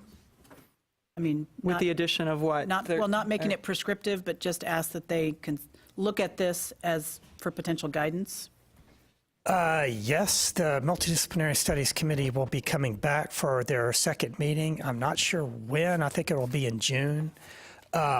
And in the meantime, whatever we do, we can send out for public comment. So hopefully it will come to the attention of everybody who does the teaching certification programs in journalism, and they can weigh in on it. So we don't have to get it perfectly this time. I mean, we could, if you wanted to put something together, we could send it out for public comment. And if they roast us on it, then we can withdraw it or change it based on what their thoughts are. And in the meantime, while it's out for public comment and while you're considering it, I'm not sure that the Multidisciplinary Studies Committee will come back in that same 30-day period. And if you both have conflicting fields of study, then I'm not sure what we'll do. I guess we'll have to just get back with both committees and decide, or the coordinating board will develop a policy about which one we're going to take. But we would like to get, in any situation, certainly the opinions of this committee, no matter which way it goes. I don't see a reason why we should come up with a new course proposal for teachers as opposed to journalists. Teachers who teach journalism should have the same training as journalists who are going to go in the field. So what I'm proposing is we take this and we say, we decided to use the same for teachers as for journalist majors. That's what I'm proposing here. With the addition of still the EDUC 1301 and 20, I can't see the numbers. Yeah, I'm sorry, I can't, I don't No, that's remember fine. the numbers, yeah. But So you make a motion to that? Do we have a Yes. second? A second. We have several seconds. All right, any discussion? I guess I would just echo the comments. If we're asking these teacher journalists to teach high school students, they should have the same backgrounds and as robust a background as any student who's going to transfer on. So I think it's solid. Middle school and high school, correct, Alan? Isn't this would be? it's grades 7 through 12, so yes, you're right. Well, and the only thing that I would add, I think that some of the journalism teachers may be supervising the school newspaper, and there are some who may be supervising a TV program that the students are producing, and because in that middle category, I don't know if we have a number for that group, some of it is maybe a little bit more oriented toward print and some more oriented toward, television production. And so we might recommend that they do more courses in the print if they're going to supervise the newspaper, and more in the TV if they're going to supervise the TV production. Or you could just trust the students to have some common sense in their brains and, assume that if they want to be a high school teacher, that they would think to take, maybe I need editing and layout and writing, so, Can we make that assumption? Yeah, You can only take I'm so willing to do far that. down the road, That's right. Okay, so. Any other was- discussion Yeah, I'm sorry, we on haven't this? taken a vote. All right, then let us vote. All in favor of this as the teaching certification field of study for journalism? It would Okay, appear to thank be you. unanimous. Now, So the there motion was, passes. I don't think this will go very far, I suspect, but I need to ask you this. I gave you all a sheet about which related programs by CIP code, and the CIP code, Classification of Instructional Programs Code, is a nationwide thing. The coordinating board didn't invent these things, so don't blame the messenger here. But this is how we keep track of how many programs there are in Texas under which category. So every program, in fact, every course offered in Texas has to have a corresponding CIP code number. And we need to be very clear to institutions who sometimes write us very earnest and worried emails saying, does my program in X have to adopt the field of study for Y? And sometimes it happens that, what if there's a program out there in media studies? Is that the same thing as a journalism program? Did they have to accept our journalism field of study? So I wanted you to give me some feedback on which, if any, of these related fields to communications generally you think this journalism field of study, now that you know what it is, should it apply to any of these CIP codes other than 904? In fact, we need to talk about 904. What about photo? Well, we have 2 programs in Texas in broadcast journalism. Then it should apply to them. So it applies to them? So I have a question about that, Alan. So if it applies to broadcast journalism by this code, then how do we know if it applies to our version of broadcast journalism? Somewhere I can find, because we don't have broadcast journalism, we have electronic media, which I don't know what that means in terms of the CIP codes. Yeah, you have to check and see what CIP code program, CIP that program has. Radio, television, the other FOS for radio, television, film. Yeah, see, this What is did it why we apply have to to? be specific, Yes. because we're dealing with 4 different fields of study, and they could all potentially overlap, and there could be questions about this. And that's an excellent example. Your program is called what? Broadcast Electronic media. Electronic media. Does that follow the communications field of study, the radio and television field of study, the journalism field of study, and now we're going to have an advertising field of study? Our person And was a on the- media studies field of study. That's 5. Which do you think it should follow? Well, our electronic media person was on the RTF committee, FOS committee, so I'm assuming that's where it falls. Radio, television? Okay. But the question is there somewhere in the bowels of our catalog where it says that, right? I mean, I assume a program is formed based on these numbers. Right. Since we didn't- Well, it's reported to the coordinating board. You can always change the CIP code that you're reporting under. Fill out a form and send it to us at the coordinating board, and we'll consider it if it creates a conflict with the field of study that's most appropriate to that program. Alan, is there any reason why the RTF SIP codes are not listed here? Just because they're already covered by the RTF field of study, so I didn't want to muddy the waters here. These are the ones that are left hanging right now. Okay. Well, actually, that's not really true. I could have left communications off because they'll be covered by the communications field of study. The 901, 902. To me, these numbers seem pretty low. There are just 9 currently, broadcast journalism and journalism. Where do the other schools fall then? Like we have a communication department. Yeah, communication. What you're right. what code does our school use? I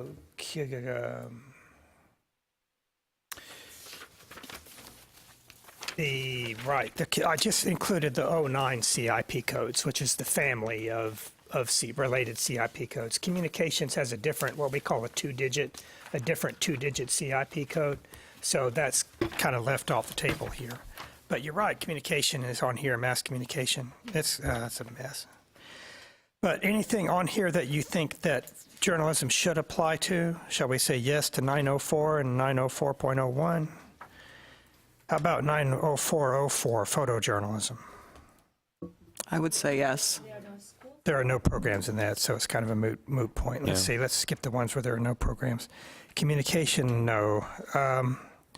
Public relations, advertising, and applied? No, because they're going to be doing Yeah, if they're going their to own. do their own, yeah. Okay, so let's skip 909. Organizational communication? No. No. I would just say anything that's 0904.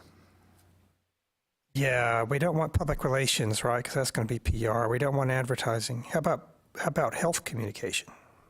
That would fall more under PR, I would say. PR and advertising, typically. Typically. Typically, yeah. Or communication studies.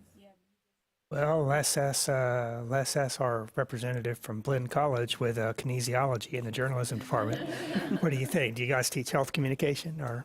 So I can speak for, Texas A&M University. There's a health communication component in their communication program. The only reason I know that is because I'm still ABD over there in that department. But yeah, no, kinesiology, as far as I know, it's I'm not just bragging related. about the kinesiology. It falls I'm across- taking every opportunity I can because I love that. It falls across departments and programs in our college. It's, I'd say, probably half and half strat-com and com studies.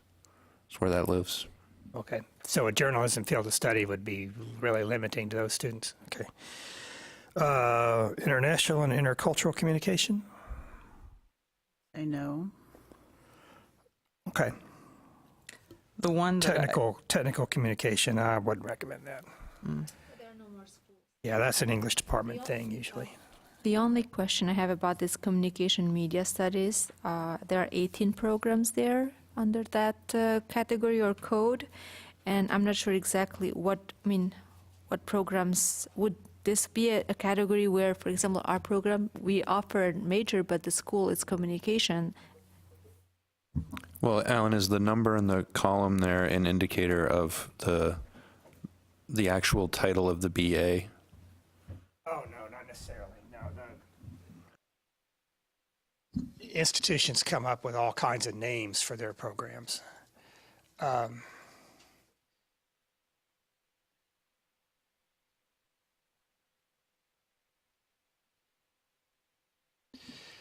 The communications covers these CIP codes, okay? It applies to general communication, speech communication, organizational communication. Here we go, health communication, sports communication, international communication, technical and scientific communication. It does not apply to programs in journalism, mass comm, or advertising. So I think that settles the question there for that. Okay. But I do think that it should include the communication and media studies that Lindita mentioned. Yes, because you can make a point that journalism studies is communication media studies, and then our journalism, or no? Right. Well, it gets a little muddy because I know a lot of people, and I was on a committee that was exactly looking at this issue. What communication studies anymore seems to be much more over on the speech communication side of it and professional communication side of it as opposed to journalism. I don't know, Alan, that just seems to be kind of that makes sense. where I'm at. Okay, let me move on to something else real quick. I would appreciate it if someone could make a motion to authorize the two committee co-chairs to do some assorted business on behalf of the committee. And the reason for that is because of public open access meeting laws. This group meets together to discuss something. It needs to be broadcast on the web. It needs to have minutes. It needs to be advertised in the Texas Register. It needs to be open to the public to attend. So I don't want to have to bring the committee back and trouble you all with the expense and time to come back to approve the minutes, right, which is an official committee thing. It's a small little item, and it's not worth coming back for. So I would like for somebody to authorize the co-chairs to do some things on behalf of the committee, which is to make minor adjustments to the wording of the documents, to make minor adjustments to the field of study, to approve the minutes. And of course, all these things, if such things were to happen, I would send to you for your feedback first. I'll send you a draft of the minutes for your edits. If we have to make any changes or adjustments that are key substantive adjustments, I'd of course get your opinion on that. But if you could authorize the co-chairs to make those decisions on your behalf with your feedback, then we don't have to come back for another meeting. Does that make sense? Okay. Okay, great. So all in favor of that? Okay. All right, much appreciated. All right, then what comes next is the how this works for the public comment period. And this is really important. The public comment period is just as important to the stage of getting this approved as this meeting is. Right, it's the next half of the decision-making process. We propose it, the public weighs in on it, and then we make adjustments to it. And if necessary, we send it back out for a second public comment period. And we keep doing this until we get it the way it needs to be. So what happens is I will write this up in a memo, much like the one you see in front of you, that will go out to all university presidents, all the CAOs, all the CIOs, all of the coordinating board liaisons. And hopefully it's the liaison's job to get this document in front of the relevant departments at the institutions. So this will go out to all the journalism committees. I recommend that this be an item on everybody's next monthly department meeting. Okay? To say, here's the proposed field of study. What is our department's reaction to this? It's helpful if we get reactions from entire departments who've discussed this, who speak with one voice as a department, rather than hearing from every single individual faculty member. Because what happens if we get like 6 public comments from all faculty in just one department, then that one institution gets this kind of oversized proportion in the public comments of their opinion. They can do that, but it's just a little more helpful to us if departments speak with one voice and we have a manageable number of public comments. So I encourage you to bring this up with your faculty and to forward this field of study when I send it to you, when it's formatted and cleaned up and approved and blah, blah, blah, internally. I'll send you a cover sheet memo with a deadline and instructions and the field of study. And I'd appreciate it if you would forward it to your colleagues and forward it to the department chairs and the deans that you know of, and just call it to their attention and say, oh, by the way, I want to make sure you don't miss this. You may already get it forwarded to you from your provost, but just in case, I want to make sure that you see this because we're really eager to hear your opinions. I was just going to ask, after you send us the final version, I'm currently serving as president of the Texas Intercollegiate Press Association, and I would like to send it out to the listserv, or would you not like it to be quite Great. Okay. Absolutely. So If you when you are, give I was me going the to say final, that. then Yeah, we it's a can good reminder. If you are on any listservs, Facebook groups, community groups that deal with colleagues, this is just a Texas thing, so it doesn't need to go nationwide. But if you have any way to encourage talking about this, that would be fantastic. Would you recommend that also for those of us who don't have formal journalism programs in our institutions? Oh, absolutely. Yeah. If this is open to comment from individual instructors, it's open to comment from the general public. It's open to comment from students. Anybody that wants to, it's open to comment from industry too. If there are any employers who want to weigh in on this, that's fine too. Is there going to be an online?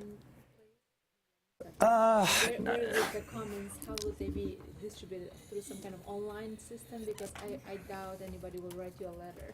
Yeah, oh, it happens. It happens. No, it doesn't really go on our webpage, although it probably should, but it doesn't really go on the webpage. It just goes out in the form of this memo to institutions and then is distributed as appropriate from there. It also goes in the Texas Register, which the whole state sees and is theoretically open for anybody in any industry or the general public to see. So it's advertised in the public register that the public comment period. Now, what happens is when these come in, I will put them in I'll put them all in one document. I'll copy them all in one document. I'll take the actionable recommendations and put them into yes or no votes.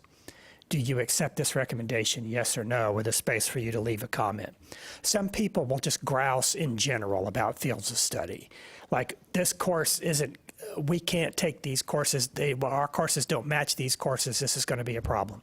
Well, that doesn't give us anything we can really make a yes or no change about. That's just a general complaint. So I'll take the actionable suggestions, put them in a yes or no vote. I'll email those to you. You fill out the ballot form. Please, I need everybody's participation on that. Don't forget to send it back to me. We need a full quorum on that. I'll tally up the votes, and if we have decided to make any changes to the field of study based on the public comments, we might come back for a second meeting for that. Because if it's a substantive change, if we decide to rearrange the baskets, if we decide to add a new course to the ACGM, then that's something we have to come back to talk about on the record in public. If it's a minor change, like if the committee agrees to move news writing from one basket to another basket, that's probably something that doesn't really merit us coming all the way back for. It's a relatively small change that, based on the tally of votes, you can authorize the co-chairs to make on your behalf. So it's kind of a judgment call after the public comments. I will take a look at the votes. The co-chairs and I will discuss it. The coordinating board leadership will discuss it, and between us, we'll make a call and ask you guys for your opinions as well. Do you think we need to come back for a second meeting? The odds are better than 50-50 that we'll come back for a second meeting. It usually happens. So don't get your hopes up that we're done. If we make changes, it goes back out for another 30-day public comment period, and we do this all over again. Okay, and then if we make substantive changes to that, we come back for our third meeting, which has happened, and we can do that. So that's the next step. And then once we get this all done, it's past 30-day comment period, I write up the public comments to the board as you have in this sample that I gave you of the sample agenda item for communications. And then it goes through our Committee on Academic Workforce Success, which is a subcommittee of the full board. Then 1 month later, if they approve it, it goes to the full coordinating board, and then it takes effect immediately. And students who come to your institution with a completed field of study, you have to take it. But we realize that it's going to take a year after that for you to adjust your catalogs, for you to adjust your degree plan, for you to adjust your advising guides. We know that's going to take some time. Okay, yes, please, Scott. Sorry, Alan, I didn't hear how they get. How do you receive public comments? They're emailed to me. Absolutely, thank you. We're right on time, so thank you, Kenzo. Appreciate it. They're emailed to a special email address, fos.contact at coordinating board, or it also goes to me, so they can be emailed to me, and I keep them in the same box. And that'll be explained on this memo that goes out that you see here in front of you. It looks like this, where institutions get a little background of where the field of study applies, the programs that it applies to, background information on what a field of study is, and then the comment period begins on this date and ends on this date, and send it to this address. And then what follows is an attachment to that with the document that we just approved listing what the courses are, and I'll get the right course numbers and names to them. Okay, so any questions on what we do next? Before we adjourn, would it be okay for Well, it's already on YouTube. We're being broadcast right now, so. I get to share it with? Not acceptable, that's perfect. Yeah, you could, although maybe it would be best if you waited about a week. And in the next couple of days, I will type this up and clean it up and make it look presentable, and then get it moving towards the public comment period. And that way you can show people the exact same thing that everybody in the state sees. Oh, the people. Oh, yeah, sure. Yeah. Oh, I thought you meant take a picture of the field of study. And okay. Oh, all right. Absolutely. Do we need a motion to adjourn? My final word is don't forget to go back to that little website I made to log in your time and your expenses, because I need to report that as well to the Legislative Budget Board every year. So please log in the time it took you to get here, the money you spent, and how much time you spent working on this, and keep that link handy, because you'll be spending more time as we work on the public comments. So there's that too. Okay, I'll remind you and send you that link again in case you lost it. Okay, and with that, I will thank everybody for your time and your patience and your energy and your expertise, and hopefully we'll do it again. And is there a motion to? Is there a motion to I adjourn? move to adjourn the meeting. Is there a second? Second. All Moved in and favor? seconded? Aye. Aye. We are.